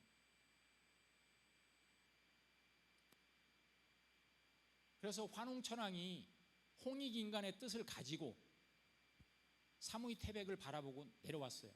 그럼 그 이후의 과정이 어떻게 되느냐? 내수 천부인 삼계하사 이에 천부와 인 세 개를 주사 견왕이지 보냈단 말이죠. 이지하라고. 그곳을 다스려라. 저 이자는 이칠이자도 되지만 동사로 해석하면 다스리다는 뜻이 돼요. 그곳을 다스려라 가서. 그래서 환웅이 솔도 삼천 무리 3,000명을 이끌고 강어 내려왔단 말이에요. 어디를? 태백산정 신단수와 사무이 태백을 내려다봤는데 사무이산이 아니라 태백산 쪽으로 내려왔다는 거예요. 태백산 꼭대기에 신단수 아래로 내려오시니 위지 신시요 시의 환웅천왕이 하신다. 그러니까 여기에서 보면 무리 3천이라는 3천에 대해서 여러분들 지금도 3,000명이면요 결코 작은 인원의 규모가 아니에요. 그런데 그 3,000명이 부모와 갓난쟁이 아이와 또 모시는 부모, 연세 드신 부모 이런 분들 다 포함해서 3,000이겠어요? 바로 핵심 3,000명을 얘기한다면 거기에 딸린 한 명의 그 부대 가솔까지 따진다면 1인 5명을 친다면 15,000명의 조직이라고 볼 수 있어요. 그냥 5명으로만 쳐도. 그러면 예전에 15,000명의 조직은 지금도 15,000명이 한 도회지를 이룰 수 있습니다. 저 정도의 인원을 가지고 역사 개척을 해서 나왔단 말이에요. 그리고 그곳을 신단수 아래에 내려와서 신시라고 이름을 정했다. 그분이 환웅천왕이다. 그러니까 이미 단군 왕검 이전에 환웅천왕의 역사에 대해서도 자세하게 기록을 하고 있죠. 그리고 그 중심은 신단수고, 그래서 나라의 중심을 신시라고 했다는 거예요. 환단고기에 보면 배달이라는 이름으로 나옵니다. 그래서 신시 배달이라고도 얘기를 해요. 그런데 여기에는 그럼 어떤 의미가 있을까? 여러분, 저 삼국유사 고조선조는 437자로 돼 있어요. 그러니까 내용이 길지가 않죠. 근데 그 중에 단군에 대한 내용은 191자고요. 환웅천왕에 대한 기록이 246자예요. 그러니까 아까 말씀드렸듯이 단순히 고조선의 건국 과정보다도 그 이전에 환웅천왕의 신시 건국의 과정이 더 자세하게 나와 있는 책이 바로 삼국유사 고조선조 내용입니다. 그래서 이 신단수 문화와 신시 문화에 대해서 우리가 무엇을 이해를 해야 되느냐, 그 얘기를 좀 하고 싶은데, 자, 이 기록은 뭐냐면 중국의 정사에 등장하는 우리 문화와 관계된 기록들 중에서 제천 문화와 관계된 대표적인 기록입니다. 후한서와 삼국지 위서 동의전에 나오는 기록인데, 자 보시면 은정월에 제천 행사를 하는데 국중대회다. 나라에서 아주 큰 대회를 열었는데 그게 제천 행사도 연일 음식 가무를 했고 이름을 영고라고 했다. 그리고 상용 10월절 제천을 했는데 주야로 음주 가무를 하고 명할 무천이다. 10월 제천을 했는데 국중대회고 명할 동맹이다. 이렇게 영고, 무천, 동맹이라는 이런 제천 행사를 했다는 것을 기록을 하고 있습니다. 이 기록을 바탕으로 우리는 학교에서 공부를 할 때 저걸 시험 문제 맞기 위해서 열심히 외웠던 기억이 있죠. 그런데 여러분, 제천이라는 게 뭐겠습니까? 하늘에 제를 지냈다는 뜻인데, 그러면 우리가 저 하늘이라는 것을 어떻게 이해를 해야 될 것인가? 그러니까 우리 선조들이 그냥 하늘, 저 무형의 하늘에다 대고 그냥 제를 지냈다, 이렇게 생각을 해야 될까요? 저 천이라는 것이 곧 신과 연결이 되는데, 우리 환단고기의 그 3일 신고 내용을 보면, 우리의 사상을 전한 내용에 보면 그런 내용이 있어요. 환웅천왕께서, 초대 환웅천왕께서 백성들에게 가르치는 내용 중에 이런 구절이 있습니다. 이 오가와 중하, 너희 오가와 백성들아, 창창이 비천이고 현현이 비천이다. 저 푸르고 푸른 것이 하늘이 아니고 저 아주 아득하고 아득한 게 하늘이 아니다. 하늘은 형질도 없고 끝과 시작도 없고, 이런 구절이 쭉 나오거든요. 그리고 천은 또 신이 거하는 나라다, 이런 내용도 있습니다. 그러니까 결국 우리가 하늘에다 제사를 지냈다는 것은 하늘이 아니라 바로 신인 겁니다. 그래서 앞에서 얘기했듯이 바로 신단수, 신시라는 표현이 등장하는 거예요. 그러니까 우리 역사의 문화의 중심에는 뭐가 있었냐면 신이 있었어요. 신. 그런데 이 신이 단순히 지금 우리가 서양 문화에 익숙해져 있어가지고 서양 문화의 근간을 이루고 있는 기독교 문화에서 창조주로서의 유일신 하나님을 신이라고 알고 있지만, 그런 개념의 신이 아니었어요. 그것은 나중에 공부를 해보시면 아니까 시간 관계상 넘어가고요. 그래서 우리가 이 대표적인 제천단 유적으로서 강화도 마리산에 가면 이 참성단이 있는데, 지금 우리나라의 국보 1호가 오늘 내려오면서 제가 기사를 봤는데 앞으로 국보에 1호, 2호 이걸 없애겠다고 하더라고요. 그냥 국보 남대문, 국보 뭐 반가 사유상 뭐 이런 식으로 붙이겠다고 하더라고요. 그건 뭐 저도 찬성하는 부분입니다. 그런데 그동안 우리는 국보 1호를 남대문으로 알고 있었잖아요. 그 얘기는 뭐냐면 각자가 각자의 가정에서 우리 집 가보를 정할 때 우리 집의 가보 1호는 대문이라고 얘기한 거하고 똑같습니다. 물론 건축학적으로 남대문이 가지고 있는 여러 가지 가치가 있을 수 있겠죠. 그렇지만 우리 역사 속에서 정말로 남대문이 국보 1호의 가치가 있다고 생각을 하신 분들이 얼마나 되겠습니까? 그런데 우리는 그렇게 알고 살았어요. 그런데 거기에는 다 이유가 있었습니다. 사실 조선 총독부 건물 때문에 남대문을 철거하려고 했었어요. 대일 항쟁기 때. 그런데 일본인 거류민단장이 그걸 반대를 했습니다. 왜? 임진왜란 때 가토 기요마사가 들어간 개선문인데 그걸 철거하면 어떡하겠냐. 우리 일본의 우수성, 개선문으로서의 그 가치를 그대로 남겨놔야지 해서 남겨둔 것이 그 당시에 보물 1호로 지정이 돼가지고 해방 이후에 국보 1호까지 이어져 왔던 겁니다. 그런데 여기 보여드리는 이 제천단은 우리 문화의 모든 것을 상징하고 있는 제천단이에요. 그리고 역사적으로도 고조선의 초대 단군 왕검이 명에서 쌓았다는 기록이 있습니다. 그런데 어떻게 이런 제천단을 뒤로 빼고 우리 집 대문을 국보 1호로 지정해서 76년이 넘어오도록 지내왔겠습니까? 그게 바로 우리의 역사 인식이었다. 이 참성단 강화도를 가시면 지금은 강화도가 하나의 섬이지만 여러분 이 마리산 참성단이 쌓여질 때만 해도 강화도의 제일 밑에 쪽에 마리산이 있거든요. 근데 마리산 자체가 하나의 섬이었어요, 예전에. 지금과 같은 강화도 전체의 섬이 아니고 강화도, 마리산, 그리고 정족산성이 있는 삼낭성을 쌓은 그곳 다 이게 하나의 섬이었거든요. 그런데 이런 그 마리산 하나의 섬에 이런 제천단을 쌓았다. 이것도 참 연구해 볼 내용이 너무 많다고 생각이 되는데 왜 여기에다 쌓았을까? 왜?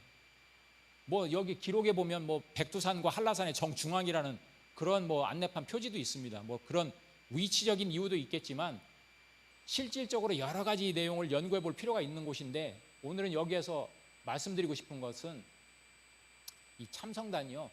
이런 단구색에 보면 초대 단군왕후 51년에 쌓았다는 기록이 있고요.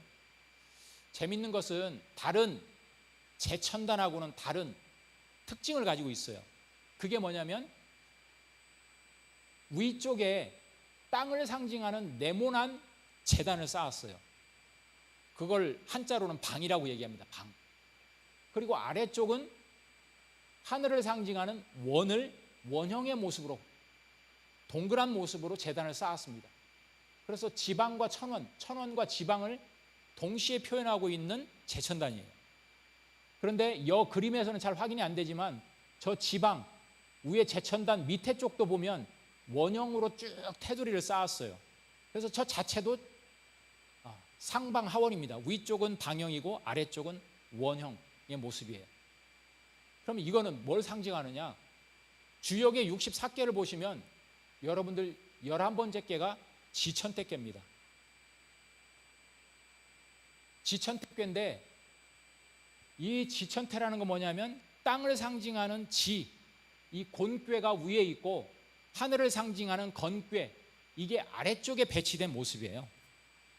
본래 우리가 사는 이 지금의 세상이라는 것은 이걸 뒤집어서 산 세상이었잖아요. 천지빅괴. 하늘은 위치상 위에 있고 땅은 밑에 있으니까 천지로 놓으니까 그것이 뭘 상징하느냐? 안일비자. 그래서 천지빅괴의 세상을 살았다. 조화가 이루어지지 않는다는 거예요. 왜? 하늘은 양을 상징하니까 양의 기운은 대표적으로 그 특성이 어떻습니까? 위로 올라가잖아요. 땅은 음을 대표하는 상징인데 음의 기운은 어떻습니까? 아래로 내려가거든요. 그러니까 하늘이 위에 있고 땅의 밑에 있으니까 기운이 서로 분리가 돼가지고 조화가 이루어지지 않는다는 거죠. 그런데 지천택괴로 되면, 지천상이 되면 그 모양이 아주 큰 태평한 그러한 것을 상징하는 세상이라고 해서 태라고 썼거든요. 그러니까 땅의 기운이 밑으로 내려오고 하늘의 기운이 위로 올라가서 하모니가 일어나죠. 조화가 일어나는.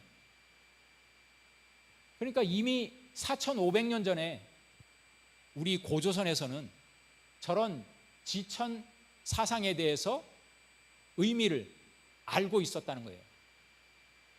그러니까 저 제천단이 단순히 하늘의 제사를 지내는 그런 제천의 그 유적지일 뿐만이 아니고 저기에는 그런 사상이 담겨 있다는 거예요. 사상이. 천원 지방의 사상. 그러니까 하늘을 원으로 보고 땅을 방형으로 봐가지고 거기에 천재를 지내는 인간이 합일이 되면 어떤 모습이겠습니까? 하늘과 땅과 인간이 합일이 된 모습이 구현이 되는 거예요.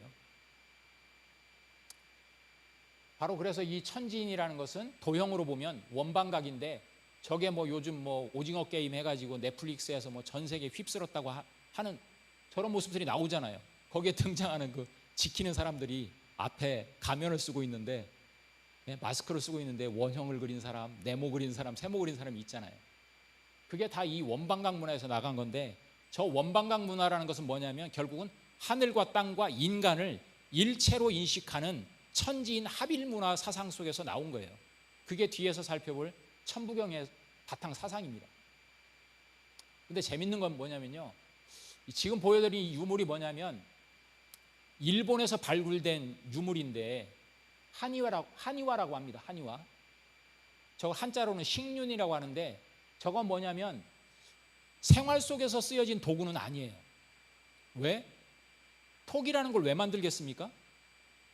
거기에 물건을 뭐 담거나 또는 뭐 음식을 조리하기 위해서 물을 데피거나 뭐 음식을 익히기 위해서 토기를 만들지 않았겠어요? 그런데 아래 위가 뻥 뚫려 있어요. 이 한의와는 다 뚫려 있는데, 여러분들 표시한 거 같이 보세요. 네모난 구멍을 뻥 뚫은 곳, 동그라미를 뚫고 세모를 뚫은 곳들이 다 있어요. 그러니까 일본 고대 문화 속에서 등장하는 이런 한의와가 원방각 문화에 대한 인식이 있었다는 것을 저런 유물을 통해서 확인할 수가 있습니다. 그럼 저거는 일본 문화냐? 그거는 뒤에서 한번 살펴볼게요. 태백일사 환단고기 태백일사 소도경전 본울에 보면 이 원방각에 대해서 이런 표현을 썼습니다. 원은 일이니 하늘의 무국정신을 뜻하고, 방은 이니 하늘과 대비되는 땅의 정신이고, 각은 삼이니 천지의 주인인 인간의 태극정신이다. 그러니까 원방각이라는 것이 하늘과 땅과 인간을 상징하는 정신이 그 도형 속에서 상징적으로 드러내고 있다는 것을 얘기하고 있는 겁니다. 그래서 앞부분에 행사 시작 전에 뭐 연표문 찬가라든지 이런 노래 쭉 한번 흘러나갔는데, 거기에 보면 뭐 천은 이 현목 위대하니 기도야 고원이요 기사야 진일이니라 뭐 쭉 나오잖아요. 그게 바로 이 원방각의 정신을 얘기하는 겁니다. 태백산 제천단도 마찬가지로 이런 원형과 방형의 이런 모양을 하고 있습니다. 근데 이게 고대에만 이루어졌던 게 아니고, 이 안타까운 조선의 마지막 임금인 고종이 정말로 한번 쇄신을 하기 위해 가지고 나라 이름을 한번 바꾸잖아요. 1897년에 대한제국으로. 그때 나라 이름도 대한으로 바꾸고, 또한 국가의 그 위격을 우리도 황제를 칭한다. 자주 독립국이다. 우리가 청나라의 속국이 더 이상 아니다. 청나라로부터 우리는 독립을 하겠다. 해가지고 독립문도 세우고, 그리고 나라 이름도 대한제국, 황제가 통치하는 나라 이름을 바꾸는데, 그때 의식을 행하기 위해서 바로 지금의 서울시청 건너편에 이런 원구단을 세우고 원형의 재단을 세우고 여기에서 천재를 지난 다음에 독립을 선포를 하는 겁니다. 그러니까 나라에 대사가 있을 때는 항상 우리 민족은 바로 하늘을 대상으로 해서, 그 하늘의 중심에 있는 이 우주의 조물주를 대상으로 해서 천재를 지내고 나라의 대사를 논했다. 이런 문화가 쭉 이어졌는데, 지금은 안타깝게도 저 원구단은 훼손돼서 폐철돼 가지고 없고 신위를 모시고 있는 황궁우만 남아 있습니다. 한번 여러분 가시면 서울시청 광장 앞에 건너편에 있으니까 가서 보실 수 있습니다. 그런데 저런 문화들이 그럼 어디에서부터 유래됐느냐?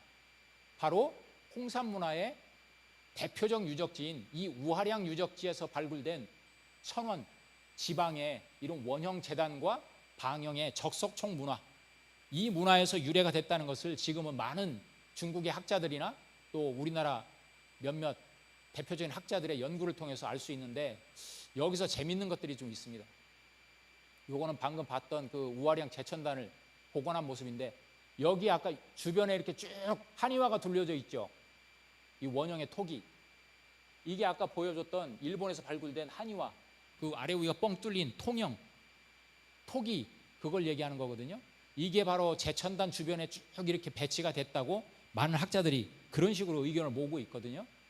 그러니까 저 아까 한의화 같은 경우는 일상 생활 도구가 아니라 의례용 도구였던 거예요. 의례용 도구. 그런데 거기에 원방각을 새겼다는 것은 어떤 의미일까? 그걸 한번 생각을 해보시기 바랍니다. 자, 이게 앞에서 얘기했던 원형의 단과 방형의 적석총, 그리고 우아량 16지점에서 발굴된 여신전 묘, 이 세 가지의 모습인데, 여러분 이 홍산 문화가 지금으로부터 5,500년 전 문화입니다. 5,500년 전. 그럼 뭐냐? 아까 삼국유사 고조선 쪽 무이설을 인용해서 단군조선의 건국이 BC 2333년이니까 올해로 4354년이라고 했죠. 그럼 그로부터 1000년 이전의 문화예요. 1000년 이전의 문화. 그러면 여러분 지금도 우리나라 학계에서는 강단사학에서, 그리고 아이들을 가르치는 교과서에서 고조선을 건국한 단군 왕검에 대해서, 초대 단군 왕검에 대해서 역사로 인정을 제대로 안 해요. 하도 난리를 치니까 그냥 있었다고 한다, 그 정도로만 가르칩니다. 그리고 구체적으로 고조선이 어떤 나라였는지를 가르치질 않아요. 왜? 이런 걸 연구를 안 하니까. 그런데 이 지금 유적 발굴을 통해서 나온 이 문화가 지금의 동북삼성에서 요령성 지역, 지금의 요하강, 왼편, 대능하 유역에서 내몽골 자치구에 있는 적봉시에 걸치는 그 지역에서 쏟아져 나온 유물들입니다. 유적지입니다. 근데 제가 많이 안 갖고 왔지만 여기에서는요 엄청난 유물들이 쏟아져 나오는데 어떤 것들이 나오냐? 옥으로 만든 정교한 유물들이 부지기수로 쏟아져 나와요. 그리고 여기 지금 얘기를 했듯이 총묘단의 발굴은 초기 국가조직 형태를 갖춘 문명 집단이었다는 걸 상징한다고 다 해석하잖아요. 이거 중국 학자들이 인정하는 거예요. 이거는. 여러분 저런 재단의 형태를 가지고 있었다는 것은 하늘의 제천의식을 행할 수 있는 사고방식을 가지고 있었다는 거예요. 그렇잖아요. 그리고 아까 그 한의화 같은데 원방각의 문양을 새겼다는 건 뭘 뜻하겠습니까? 그거를 문형화를 시킬 수 있었다는 뜻이에요. 그런 사유체계가 있었다는 겁니다. 이미 5,000년, 6,000년 전에 사람들이. 우리는 그런데 학교에서 교과서에 어떻게 가르치는지 아세요? 수렵 채집 생활을 했고 움집을 짓고 살았고 뭐 그냥 주요한 부위만 가리고 산 그런 미개한 시대로 우리는 가르치고 있습니다. 그리고 우리는 역사 구분을 어떻게 하는지 아세요? 구석기, 신석기, 청동기로 구분합니다. 물론 도구라는 것이 상징하는 게 있어요. 그리고 도구를 어떤 재료로 만들었느냐가 또 가지고 있는 역사적 의미들도 있습니다. 그런데 이런 부분들에 대해서 제대로 연구를 통해서 반영을 하지 않고 있다. 저 여신묘에 대해서 좀 더 말씀을 드릴게요. 지금 요 지도인데 지금 말씀드린 요 다링어라는 게 대릉하인데 이 다링어 위쪽으로 해서 요하강이 좌측 우측으로 해서 동요와 서요하로 흐르거든요. 이 부분에서 엄청난 유적지가 발굴이 됐는데 이걸 통칭해서 여기에서는 랴오허 문명이라고 해서 뭐 요하 문명이라고 얘기를 하지만 이 문명을 지금 일반적으로 홍산 문화라고 합니다. 홍산 문화라고 하는데 그것도 홍산 문화도 또 구분해서 보면 신석기부터 청동기까지의 그 유적지들이 쏟아져 나왔습니다. 1980년대 이후에 본격적으로. 저게 발굴되기 시작한 건 1900년대 초예요. 보시듯이 제일 1번을 보시면 한자로 소화서 문화, 저게 기원전 7000년부터입니다. 그리고 흑룡화 문화가 기원전 6200년, 사해 문화가 기원전 5600년, 부화 문화가 5200년, 그리고 조보국 문화가 5000년. 이때가 일반적으로 신석기 시대에 해당되는 유적지 유물입니다. 그런데 기원전 7000년이면요 여러분 지금 2000년을 더해 보십시오. 그럼 9000년 전입니다. 지금으로부터 9000년 전에 저 소화서 흑룡화 문화에서 어떤 그 유적지들이 발굴된지 아세요? 제가 사진 안 갖고 왔을 텐데 집단 주거지가 발굴이 됐는데 엄청나게 도시계획을 아주 반듯반듯하게 한 주거지가 발굴이 됐어요. 아까 삼국유사 고조선 쪽에 물이 3000을 이끌고 왔다고 돼 있는데 그 3천 명이 계획적인 도시구획을 하고서 거주했던 그런 것을 이해할 수 있는 그런 주거지가 발굴이 됐습니다. 그리고 저때 발굴된 유물들 중에 우리가 상상을 초월하는 사유체계를 이해할 수 있는 유물들이 발굴이 됐어요. 그리고 지금 우리가 일반적으로 얘기하는 홍산문화가 기원전 4,500년 전, 그러니까 2000년도 하면 6,500년 전이죠. 그 6,500년 전 중에 1000년 이후인 5,500년 전에 나온 문화가 아까 보여드렸던 그 문화들입니다. 여기서 마지막에 청동기라고 하는 사자된 하층문화, 이게 하가점 하층문화인데요. 하가점 하층문화가 기원전 2000년에서 1500년이죠. 저게 우리나라의 고조선 문화와 직결되는 유물 유적지입니다. 저 8번이 어디 있습니까? 치펑이라는 데 있죠. 치펑. 저 치펑이 뭐냐면 내몽골 자치구 적봉시라는 도시 이름이에요. 거기에서 발굴된 하가점 하층문화의 유물 유적을 보면 이거는 중국 문화와 관계가 없다는 것을 누구도 인정합니다. 중국 학자들. 이거는 고조선과 연관된 문화다. 그러면 지금 저 적봉시 어디입니까? 지금의 요령성 요서 지역이에요. 그럼 고조선이 이 한반도 평양에 있었겠어요?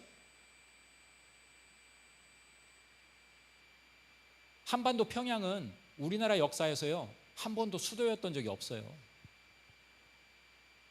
인하대 고조선 연구소에서 그동안 수십 년 연구를 통해서 연구한 결과 고구려도 장수왕이 한반도 평양으로 천도를 했다고 되어 있지만 장수왕이 천도한 평양은 저 다링어 옆에 있는 요화강의 옆에 있는 요양이라는 도시로 추정이 되고 있습니다. 그거는 많은 문헌 사료를 통해서 그리고 고고학적 연구를 통해서 증명된 그 연구 결과들이에요.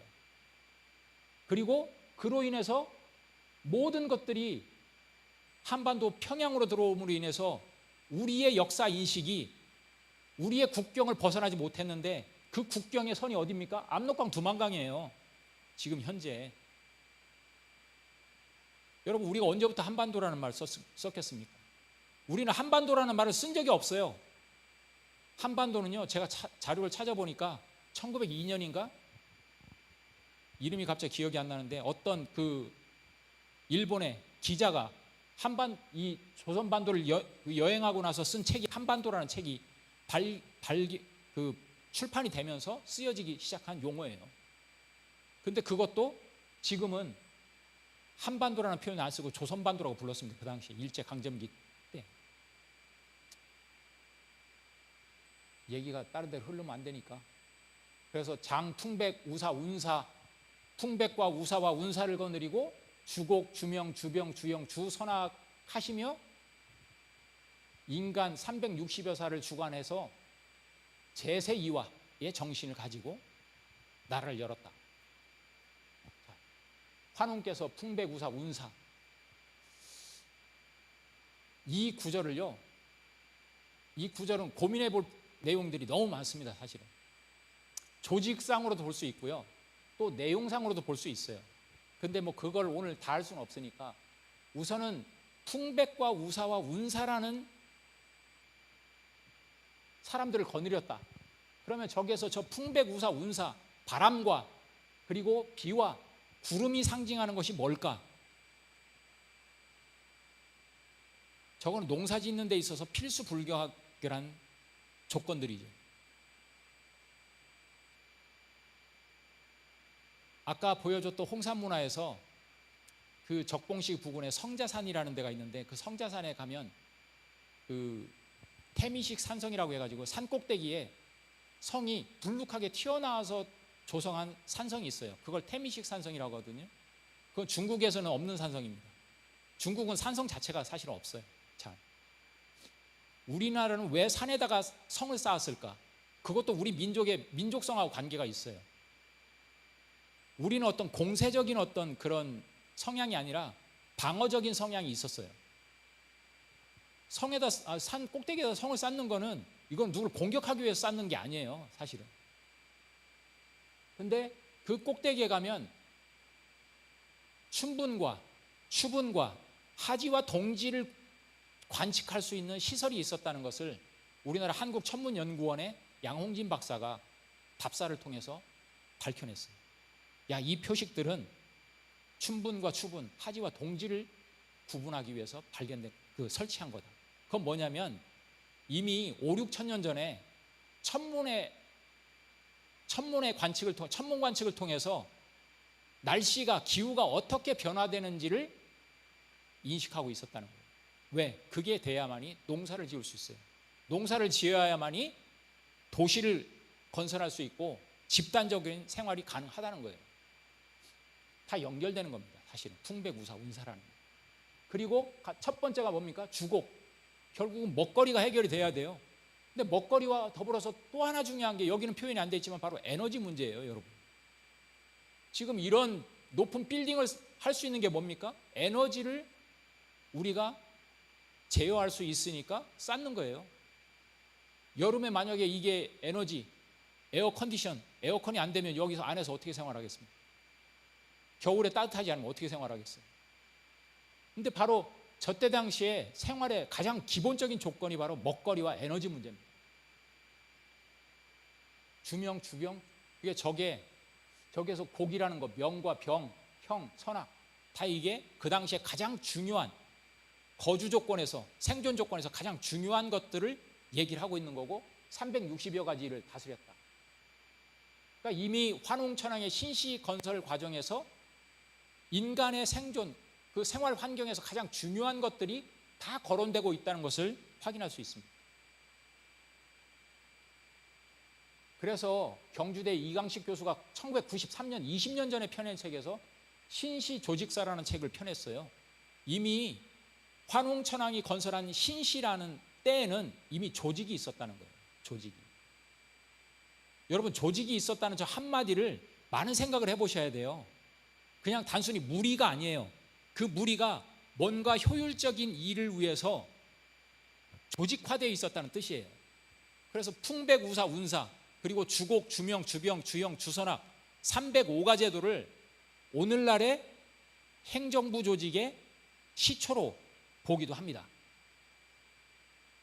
그래서 이때 이제 드디어 단군 왕검의 그 신화의 모티브가 나오죠. 여기서 이룽이로 한 마리 곰과 호랑이가 있었는데 같은 굴에 거해가지고 항상 기도했단 말이에요. 누구에게? 신웅, 신령스러운 환웅에게 기도를 했어요. 뭐를? 기도의 주제가 뭐냐? 원화위인, 원컨대 사람으로 변화되기를 원한다.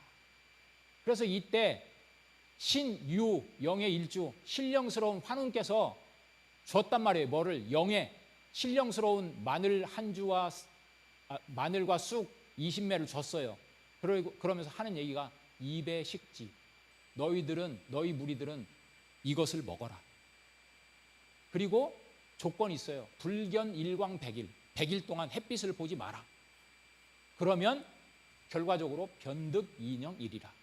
문득 사람의 모습을 얻을 것이다. 저 구절을 있는 그대로, 액면 그대로 1차원적인 해석을 통해서 우리는 결국은 저게 신화구나, 이렇게 알고 있었죠. 그런데 여러분 저 이야기라는 건요, 역사도 오랜 시간이 지나다 보면 그게 하나의 이야기화가 돼요. 이야기화가. 그게 그리스 로마 신화 아니에요? 그리스 로마 신화는 그게 역사가 아닌 것 같아요? 지금 다 역사로 연구해놓고 있습니다.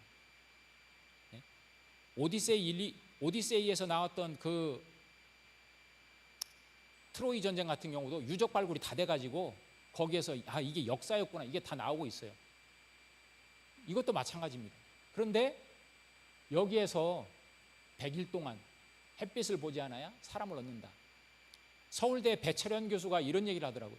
이 부분에 대해서, 동굴에 대해서 얘기를 하는데, 동굴이라는 게 과연 어떤 의미가 있을까?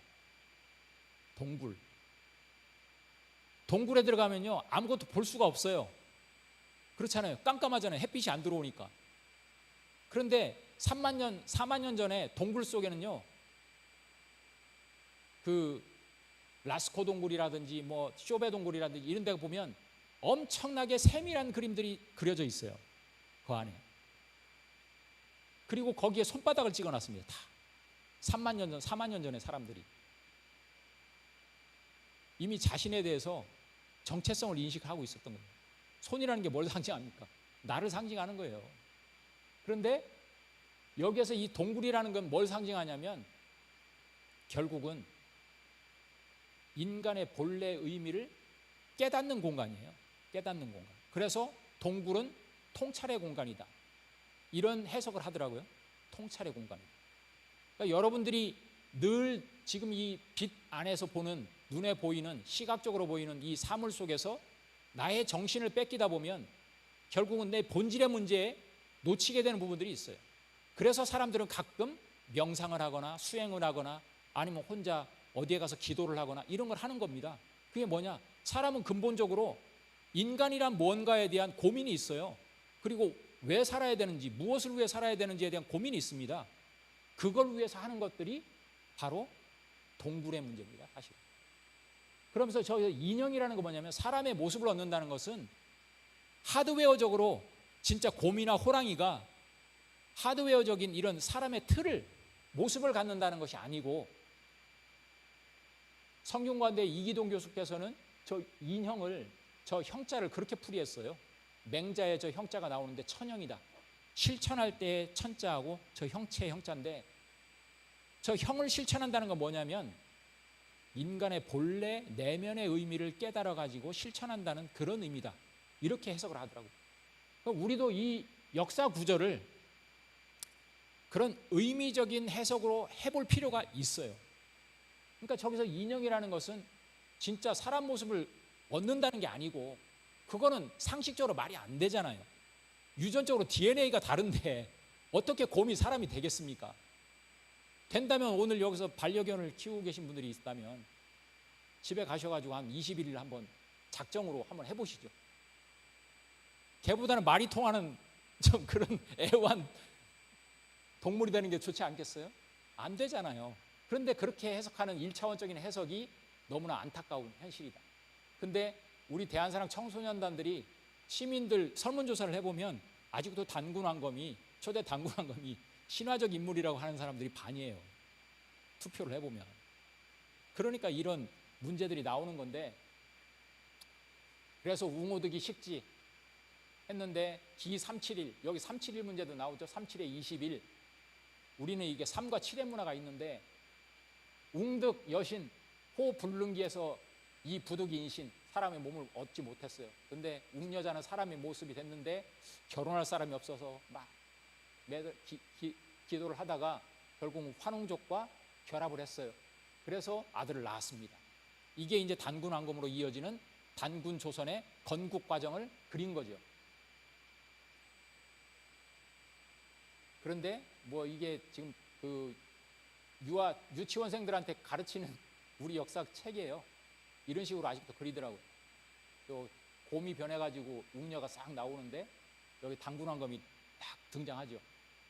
근데 이 그림을 그린 분의 사고방식이 저 환웅이 분명히 저기 웅녀 우리 아이 이름 뭘로 지을까? 저 분이 분명히 환웅천왕일 텐데 환웅천왕의 모습이 완전히 좀 산도둑같이 생기지 않았습니까? 참 안타깝습니다. 사실 이런 것들이 아직도 그려지고 있다는 게. 근데 아까 그 여신묘에서 발굴된 게 이 재밌는 게 이 여신상의 얼굴이 두 상이 발굴이 됐는데요. 왼편에 있는 거. 저 눈은 옥으로 만든 옥 눈동자예요. 저게 발굴이 됐는데 이게 열십자 모양의 신전에서 발굴이 된 거거든요. 근데 하나 제가 보여드릴게요. 거기에 뭐가 또 발굴이 되냐면 그 여신전에서 곰 발바닥 소조상이 발굴이 됐어요. 그런데 실제 곰 턱뼈도 발굴이 됐습니다. 거기에서. 그러면 저는 이 유물 유적지에서 발굴된 이 유물들을 보면서 저거를 해석할 수 있는 문헌 기록이 과연 어디에 있을까?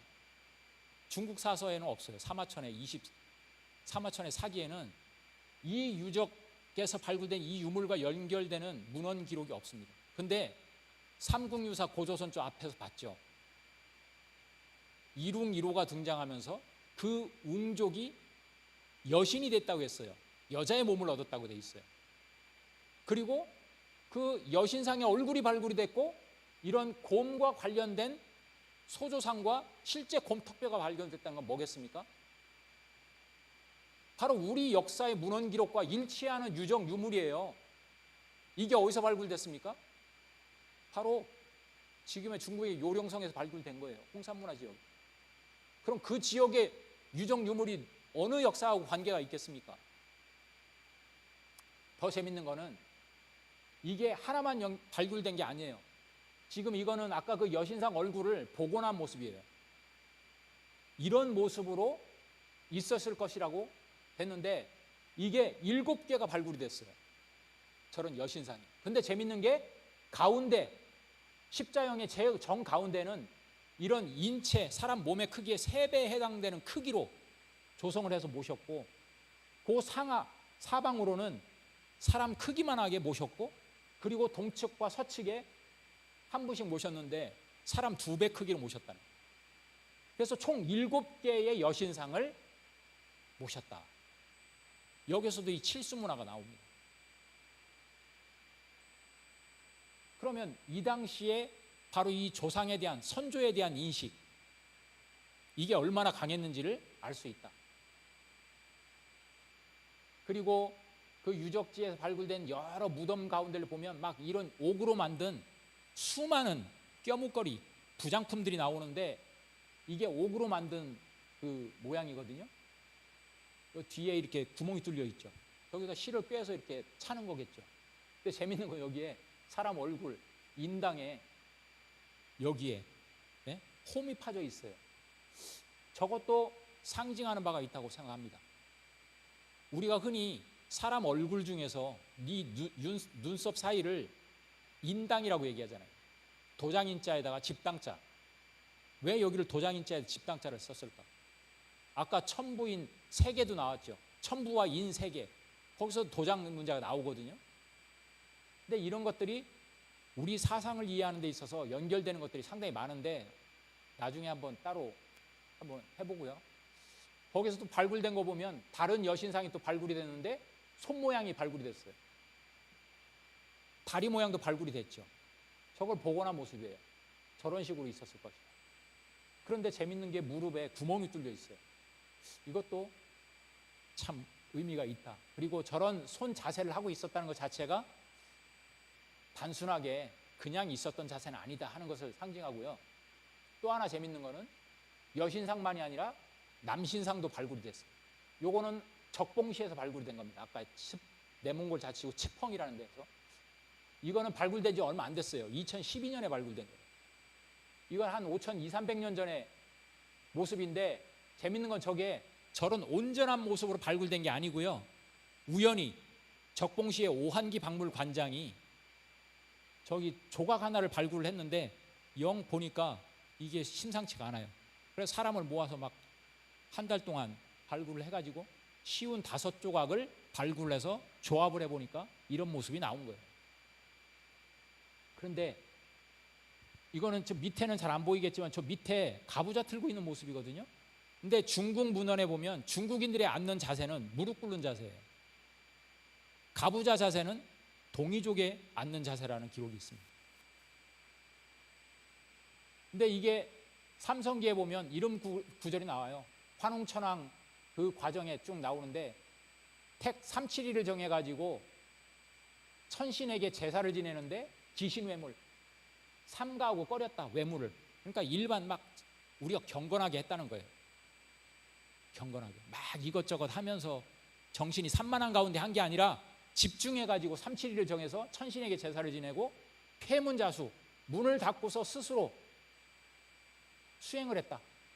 저 자자가 좀 잘못된 거예요.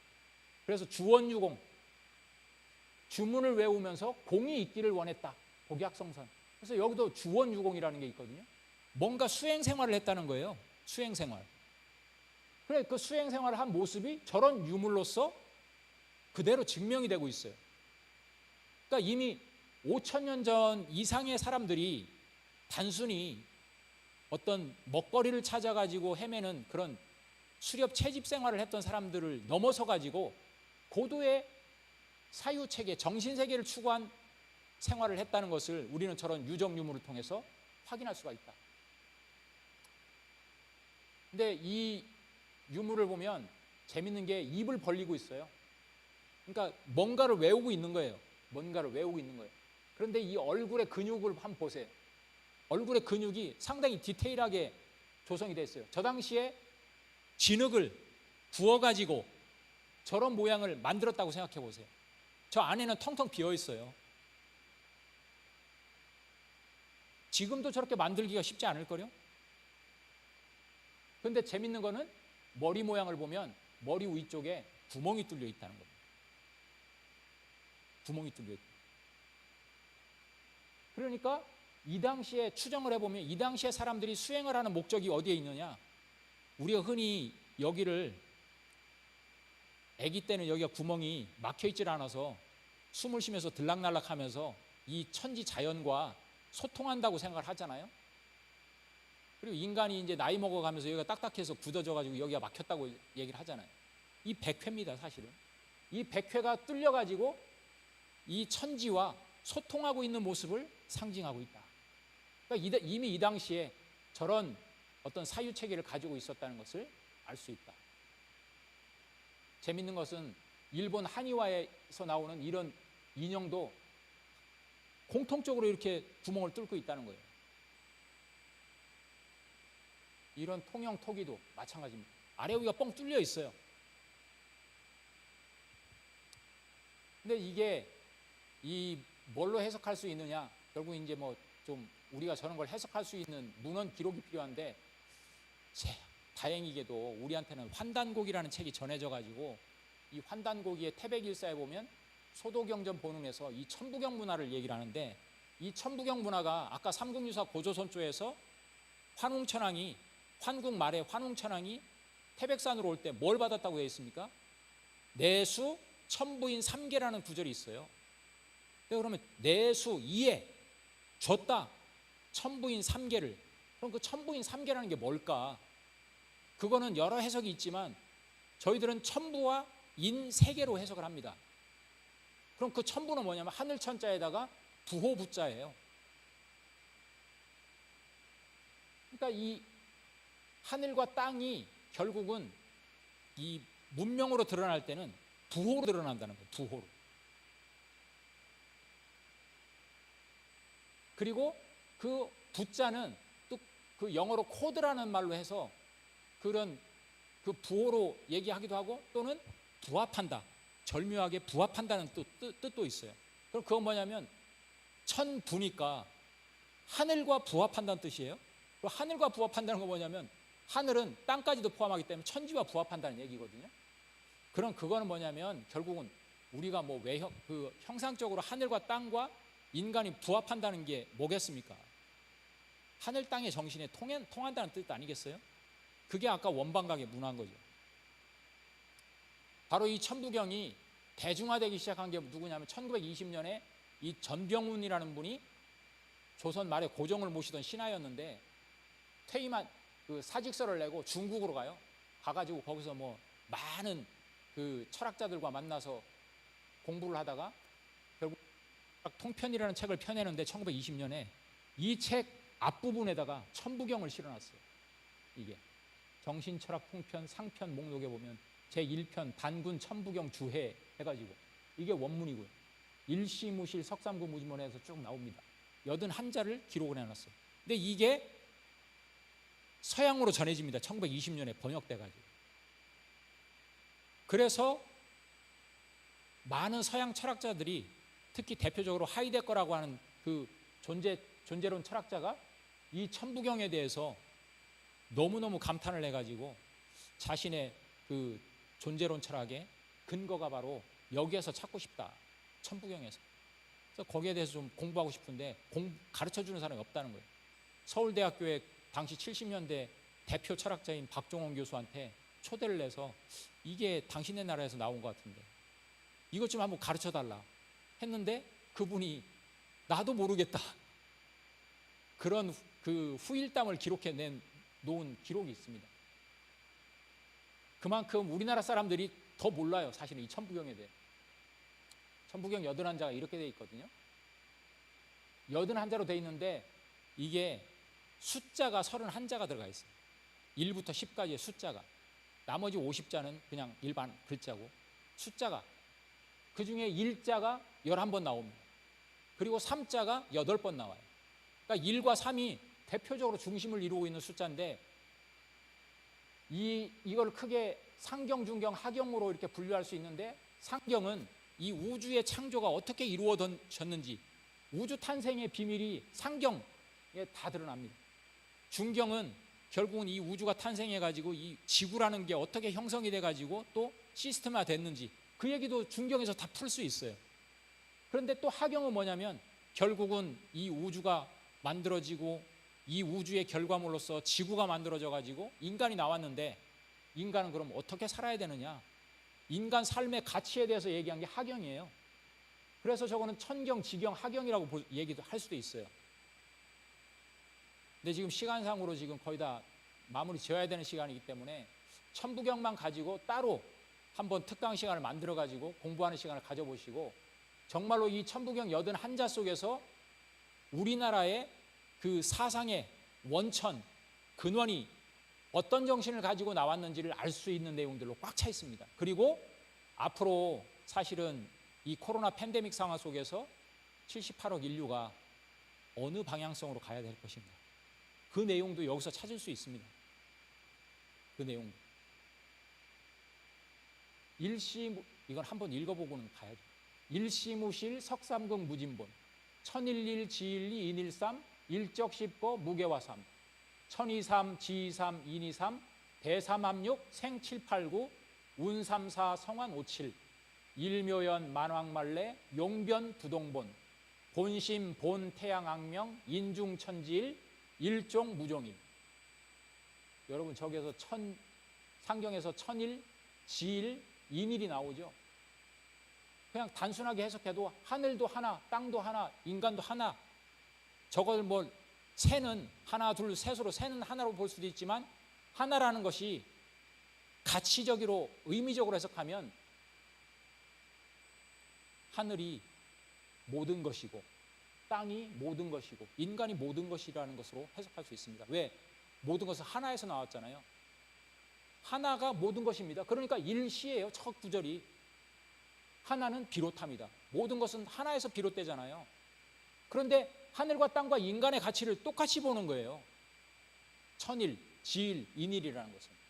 그러니까 우리 민족의 사상의 근원은 어디서부터 출발해요? 하늘과 땅과 인간은 동격이라는 거예요. 가치적으로. 그렇지만 그 역할은 다르죠. 그러니까 천일 1, 지일 2, 인일 3이죠. 그 뒤에 1, 2, 3을 붙였죠. 얼마나 저 간단하면서도 모든 것을 다 해석해낼 수 있겠습니까? 저기서. 저런 것들에 대해서 우리가 제대로 가르치질 않는다. 그래서 앞으로 이 천부경 공부를 통해 가지고 여러분께서 정말로 우리가 무엇을 향해서 나가야 될지에 대해서 한번 공부해 보시고요. 최치원 선생께서, 신라시대 최치원 선생께서 저 천부경을 결국 오늘날에 우리가 볼 수 있는 한자 81자로 만들어서 전했다고 하는 분인데, 이분이 난낭비 서문에 삼국사기에 보면 이런 구절을 남겨놓고 갔잖아요. 우리나라에 현묘한 도가 있는데 풍류다. 가르침을 베푸는 바탕은 선사에 자세히 실려 있는데, 실제 내용은 유불도 3교의 가르침을 포함하고 종합하여 백성을 교화한다. 그러니까 이미 신라시대 당시에 최치원 선생께서 저 글을 쓸 당시에 불교가 들어와 있었고 유교가 들어와 있었고 도교가 들어와 있었어요. 그런데 우리나라의 현묘한 도인 풍류에는 이미 그것들을 다 포함하고 있다. 그건 뭐냐면 저 세 개가 합해져 가지고 풍류가 된 게 아니라 이미 고유의 정신인 풍류 사상이 있는데, 그 풍류 사상 안에는 저 세 가지도 포함하고 있다는 거예요. 그 포함이라는 게 뭔 뜻이겠습니까? 저 유불선 사상, 저걸 빼고도 나머지의 고유한 다른 특징들까지 다 가지고 있다는 뜻입니다. 단순히 저 세 개의 합이 이퀄 풍류가 아니라, 풍류는 저 세 가지를 포함하고도 남는 가치 정신을 가지고 있다는 뜻이에요. 그거를 김범부 선생께서 얘기를 했는데, 그래서 오늘 제목이 국통과 사상인데 우선 사상의 맥은 아까 얘기했듯이 홍익인간의 사상을 가지고 나왔는데 이 홍익인간의 사상을 구체화시켜 가지고 나온 것이 바로 이 풍류도에 적고 있는 접화군생의 사상이에요. 널리 인간, 널리 세상을 이롭게 하라는 이 말씀이 결국은 접이라는 글자 자체 속에서 모든 것이 들어가 있는 거예요. 우리는 다른 데서 있는 게 아니라 모든 것이 이 세상 속에서 만물과 접해야 된다는 뜻이에요. 그래서 군생이잖아요. 무생명과 접해가지고 교화를 해라. 근데 이것보다도 좀 더 한마디로 나간 게 간단하면서도 나온 게 뭐냐면 저는 이거라고 봅니다. 상생. 이게 1990년대 중반부터 막 대중화되기 시작했지만 사실은 이 상생이라는 두 글자는 원래 역학의 용어이기도 하지만 이거를 사상적인 가치, 문화 개념으로 처음 얘기한 분은 바로 우리나라 조선 마렵에 1871년에 저 전라도 고부 땅에서 다녀가신 증산 강일순이라는 분의 가르침에서 나오는 말이에요. 이게 1990년대 대권 과정에서 이게 하나의 대중용어로 등장하기 시작해서 우리 생활의 일상용어가 돼버렸는데 여러분 이 상생의 의미를 제대로 아셔야 돼요. 여기에는 무궁한 가치가 담겨 있습니다. 두 글자지만 저 상이라는 글자 한 글자 속에서 지금 코로나 팬데믹 상황 속에서 인류의 해결점을 찾을 수가 있어요. 뭐냐? 서로상이에요. 서로상. 모든 것이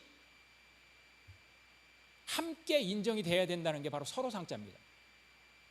접하군생이라는 것은 무생명을 접해서 교화해라. 저거는 교화하는 주체가 있고 교화를 당하는 객체가 있어요.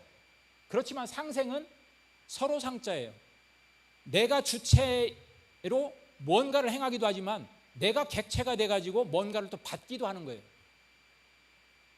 그러니까 인간과 인간, 민족과 민족, 사회와 사회, 국가와 국가 이게 다 서로가 가치를 인정해주는 관계가 돼야 된다는 걸 상징하는 게 상자입니다. 그것이 단순히 인간 사회만을 얘기하는 것이 아니라 오늘날 인간이 이 하늘과 땅이라는 자연 속에서 이 천지 자연을 어떻게 바라봐야 되는지에 대한 가치도 상자에 담겨 있는 겁니다. 그리고 그 상자가 지향해야 되는 행위의 태도는 뭐냐? 생자죠. 살림. 살림의 정신으로 가야 된다는 거예요. 살림의 정신. 서로 살림의 정신으로 가야 된다는 게 상생입니다. 그건 저게 단순하지만 우리 언어 속에서 우리는 가정을 꾸려 나가든 뭘 하든 간에 살림살이를 한다고 하잖아요. 살림살이. 우리의 가치 정신이 거기에 있는 겁니다. 살림살이. 우리는 살려내는 그 정신의 바탕을 두고 역사를 꾸려왔다. 그리고 그걸 해나가야 된다. 그것이 오늘날 우리에게 주어진 과제다.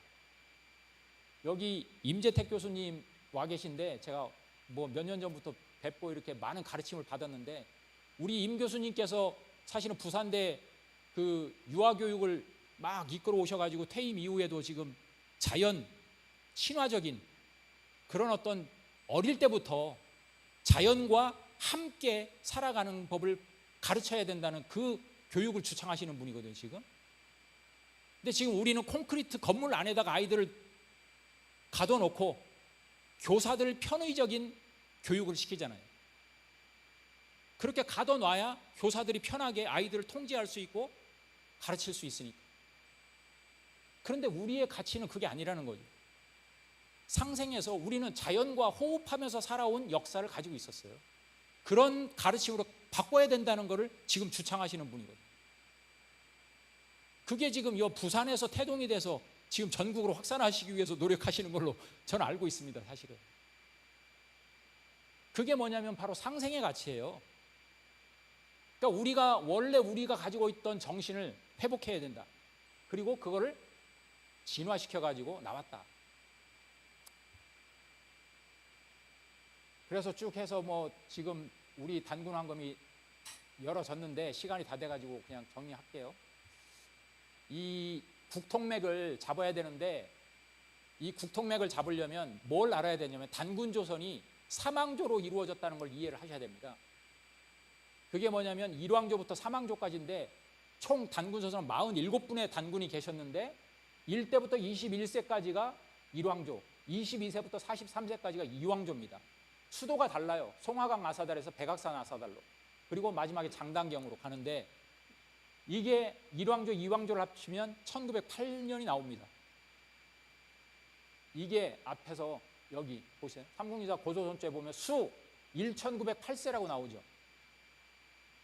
저 1908세 적어보니까 단군 한 사람이 1908년을 살았어? 그러니까 신화네? 이렇게 얘기하는 사람들이 있는데, 이게 바로 이걸 의미하는 겁니다. 1, 2왕조를 합한 숫자예요. 정확하게 환단고기의 단군세기의 기록과 삼국유사 고조선조의 그 기록이 부합해요. 기록상으로도 연대죠, 연대가. 그리고 마지막 삼왕조는 나라 이름을 대부여로 바꾸거든요. 그러니까 어떤 의미에서는 단군조선은 1, 2왕조까지만 단군조선이었다고 얘기할 수도 있어요. 그런데 하여튼 삼왕조까지 해서 47대 단군까지 해서 2096년이었는데, 마지막에 대부여로 이름을 바꾼 부분이 왜 중요하냐면 역사의 맥을 잡는 데 있어서요. 광개토대왕 비문에 보면 고구려가 어디서 나왔는지 주몽이 보면 출자 북부여라고 되어 있습니다. 고구려의 기원에 대해서 장수왕이 아버지 광개토대왕의 업적을 적으면서 기록해 놓은 거예요. 이 금성문은 문헌 기록보다 더 가치가 있는 거예요, 여러분. 그리고 그 당시에 아들이 아버지의 역사를 기록해 놓은 거예요. 그런데 북부여로부터 나왔다고 되어 있잖아요. 고구려의 출발이 어딥니까 그러면? 북부여잖아요. 그럼 저 북부여는 왜 나라 이름을 북부여라고 했을까? 앞에서 나라 이름을 조선이 대부여라고 바꾼 거하고 어떤 관계가 있을까? 여기에서 우리 역사의 국통을 잡는 비밀이 풀립니다, 사실. 그러니까 북부여는요, 고조선의 맥을 이었다는 것을 상징하는 겁니다. 부여라는 이름을 씀으로써. 하지만 대부여가 망하기 1년 전에 북부여를 창립한 해모수가 나라를 세웠기 때문에 대부여 위쪽, 북쪽 지방에 나라를 세웠다고 해서 나라 이름에 방위를 상징하는 북자를 넣은 거예요. 그래서 부여는 북부여, 동부여, 서부여, 남부여 여러 가지 8가지의 부여가 있습니다. 그래서 부여사를 모르면 우리나라 역사의 맥을 잡을 수가 없습니다. 그리고 마지막에 보면 광개토대왕이 환지 17세 손이라고 돼 있어요. 주몽고로부터 17세 손인데 삼국사기 이러고 보면 안 맞아요. 삼국사기는 고주몽고로부터 13세예요. 근데 이걸 풀 수 있는 게 뭐냐면 환단고기 고구려 공기를 보면 고주몽의 아버지가 고모수고 할아버지가 증조 할아버지가 고진이고 고조 할아버지가 해모수라는 기록이 나옵니다. 그러면 이걸 딱 따보니까 4대가 붙어요. 그러니까 광개토대왕이 아들 장수왕이 왜 아버지 광개토대왕이 시조로부터 17세 손이라고 기록해 놨는지 그 이유가 풀리는 겁니다. 즉 뭐냐? 자기들의 고구려의 시작은 북부여로부터 시작이 됐다는 거예요. 해모수의 북부여로부터. 그래서 역사학계에서는 일반적으로 이런 얘기입니다. 고구려와 전고구려, 북부여, 후고구려, 대진구 해서 1000년을 얘기하기도 합니다. 고구려 역사. 그러니까 이 부분이 풀리지 않으면 국통을 잡을 수가 없다. 그래서 저게 풀리지 않으니까 우리는 이렇게 역사를 배운 거예요. 아까 고조선 연표 보듯이 중앙박물관에 단군조선이 있었는데 단군조선이 언젠가 기자조선으로 바뀌었고 기자조선이 또 위만한테 망해서 위만조선으로 바뀌었고 위만조선은 한나라 무제한테 망해서 한사군이 설치됐다. 그 뒤에 고구려 백제 신라가 나와가지고 막 다투다가 결국은 지금 이렇게 이어졌다. 지금 우리는 이렇게 가르치고 있습니다. 역사를. 그런데 본래 우리의 국통은 어떻게 됩니까?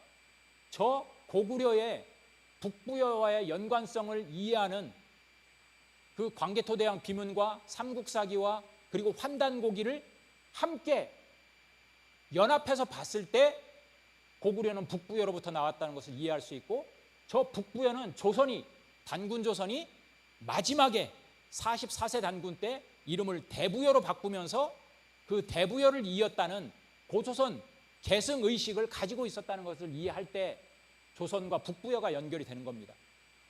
그리고 조선은 아까 얘기했듯이 삼국유사 고조선조에 보면 석유 환국부터 신시 배달까지 연결되는 그 과정이 나오니까 그게 이어지는 거예요.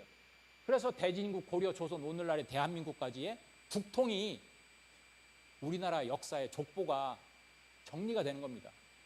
그러니까 삼국유사 고조선조 하나만 457자 짧은 그것만 제대로 여러분들께서 한번 들여다봐도 우리 역사의 국통을 잡을 수가 있어요. 그리고 환단곡이라든지 삼국사의 이런 책들 요즘은 인터넷 들어간 원문들 다 찾아서 볼 수 있습니다. 해보면 우리 역사의 국통을 잡을 수가 있다. 마무리 짓겠습니다. 환단곡이 단군세기에 보면 이런 구절이 나와요. 서문에 나라를 다스리는 길에는 선비의 기계보다 앞서는 것이 없고 사학보다 더 급한 것이 없으면 무엇 때문인가. 저기에서 선비라는 것은 단순히 뭐 공부하는 선비들만 얘기하는 게 아니겠죠. 오늘날 우리 국민들의 사기 진작을 위해서 무엇이 중요하다는 거예요? 사학이 더 급하다는 거예요. 저 구절을 오늘날의 접목해 보면. 왜? 역사 공부를 통해서 우리가 누군지 무엇을 위해서 살아가야 되는 건지에 대한 깨달음을 바탕을 거기서 얻을 수 있어요. 그게 안 되니까 나라의 근본이 흔들리고 법도가 갈라진단 말이죠. 그래서 자, 부규형, 이뉴도 밑에서 두 번째 줄 5호 정육이 정치는 그릇과 같고 사람은 도와 같아서 그릇이 가리도의 존호 도를 떠나서 어떻게 존재할 수 있느냐. 부교형 사유원 나라는 형체와 같고 역사는 혼과 같아가지고 형과 실혼이 보호와 형체가 어떻게 가히 혼을 잃어버리고 보호될 수 있겠냐. 그러니까 오늘날 정치하는 분들이 사실은 국민들의 사기를 진작시키는 데 있어서 가장 근본은 우선은 지금 어떤 경제 정책에 있어가지고 뭘 어떻게 해결해 주겠다는 그런 부분들도 당연히 중요합니다. 왜? 경제라는 말 자체가 예전에 정치하는 말의 근원이 경제에서 나온 거니까요. 경세재미. 그렇지만 결국은 백성들, 우리 국민들에게 우리 대한민국은 어떤 역사 속에서 이렇게 지금까지 이어져 온 백성, 국민이라는 것을 제대로 알려줄 때 거기서 정말로 국민들이 흥이 나고 신바람이 나가지고 힘이 합쳐지고 우리는 어떻게 나가보자. 이제는 산업화와 민주화를 거친 이후에 우리는 어느 방향으로 가야 될 것이냐. 우리는 이제 선진국 됐잖아요. 공식적으로 7월 2일 날 UN 무역개발회의에서 우리 그동안 A그룹에서 이제 선진국 그룹은 B그룹으로 전 세계 어떤 나라도 경험해보지 못한 것을 우리가 처음으로 한 거예요. 없었어요. 그동안 개도국에서 선진국으로 진입한 나라가 없어요. 우리나라가 최초입니다. 그걸 UN 무역개발회의에서 공식적으로 7월 2일 날 오스트리아 비엔에서 이사회를 하면서 만장일치로 통과를 시켰어요. 그런데 그런 선진국이 됐는데 지금 우리에게 남은 과제가 뭐겠습니까? 지금 이렇게 정치 좌우 이념의 극단을 달리고 있는 지금 이 상황에서 우리에게 남은 건요, 통합의 길밖에 없어요. 어떤 것으로 통합을 할 수 있겠습니까? 우리나라의 역사 문화 정신을 가지고 해야 돼요. 그래서 김용옥 선생도 이런 얘기를 하더라고요. 우리는 그냥 모든 게 서양 기준이다 보니까 미술하면 서양 미술은 그냥 당연한 거고 우리 거는 뭐라고 합니까? 그냥 동양화, 한국화. 음악도 우리 음악은 그냥 음악하면 서양 음악이 그냥 기본이니까 우리 음악은 그냥 국악. 국악이 원래 우리 음악이죠, 원래. 근데 이렇게 이름을 저렇게 구분을 짓고 있다는 것 자체가 우리 것이 뒤에 와 있다는 거예요. 아직까지도 뒤에 있다는 거예요. 그러니까 우리는 국학, 우리의 학문, 우리의 역사, 우리의 문화, 이것을 먼저 우리 젊은 사람들이 그리고 우리 국민들이 관심을 갖고 정확하게 자리매김을 할 때 우리가 앞으로 신바람 나게 뭐든지 할 수 있다.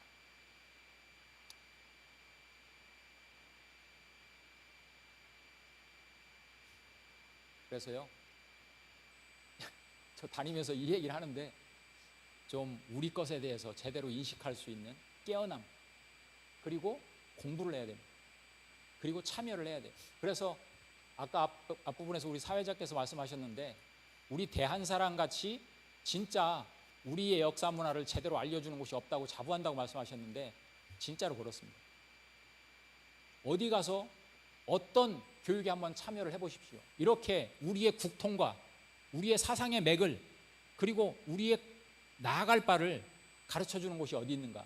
근데 이것은 단순히 대한사랑의 기존에 모인 사람들, 이 사람들이 중심이 아니고 아직 접하지 못해가지고 참여하지 못한 분들이, 그분들이 참여해가지고 같이 함께 나갈 때 대한민국을 제대로 방향성을 나갈 수 있고, 결국 우리는 통일을 해야 되잖아요.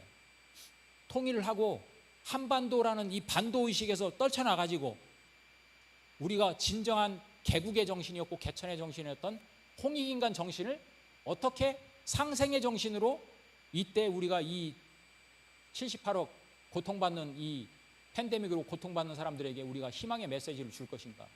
저 대한사랑은 단순히 그래서 우리의 왜곡된 역사를 바로잡고 뭐 중국과 일본의 역사 전쟁에 대항하기 위해서 나온 것이 아니고, 정말로 이제는 우리가 역사 문화를 바탕으로 해가지고 이제는 21세기에 전 세계 78억 인류에게 우리 대한민국의 국민들이 어떤 메시지를 내놓고 전달하고 인류가 하나의 진정한 지구 공동체라는 생각을 가지고 문화를 앞으로는 이끌어 갈 것인가에 대해서 고민해보는 그런 어떤 문제의식을 제기하기 위해서 우리는 나가고 있는 거기 때문에요.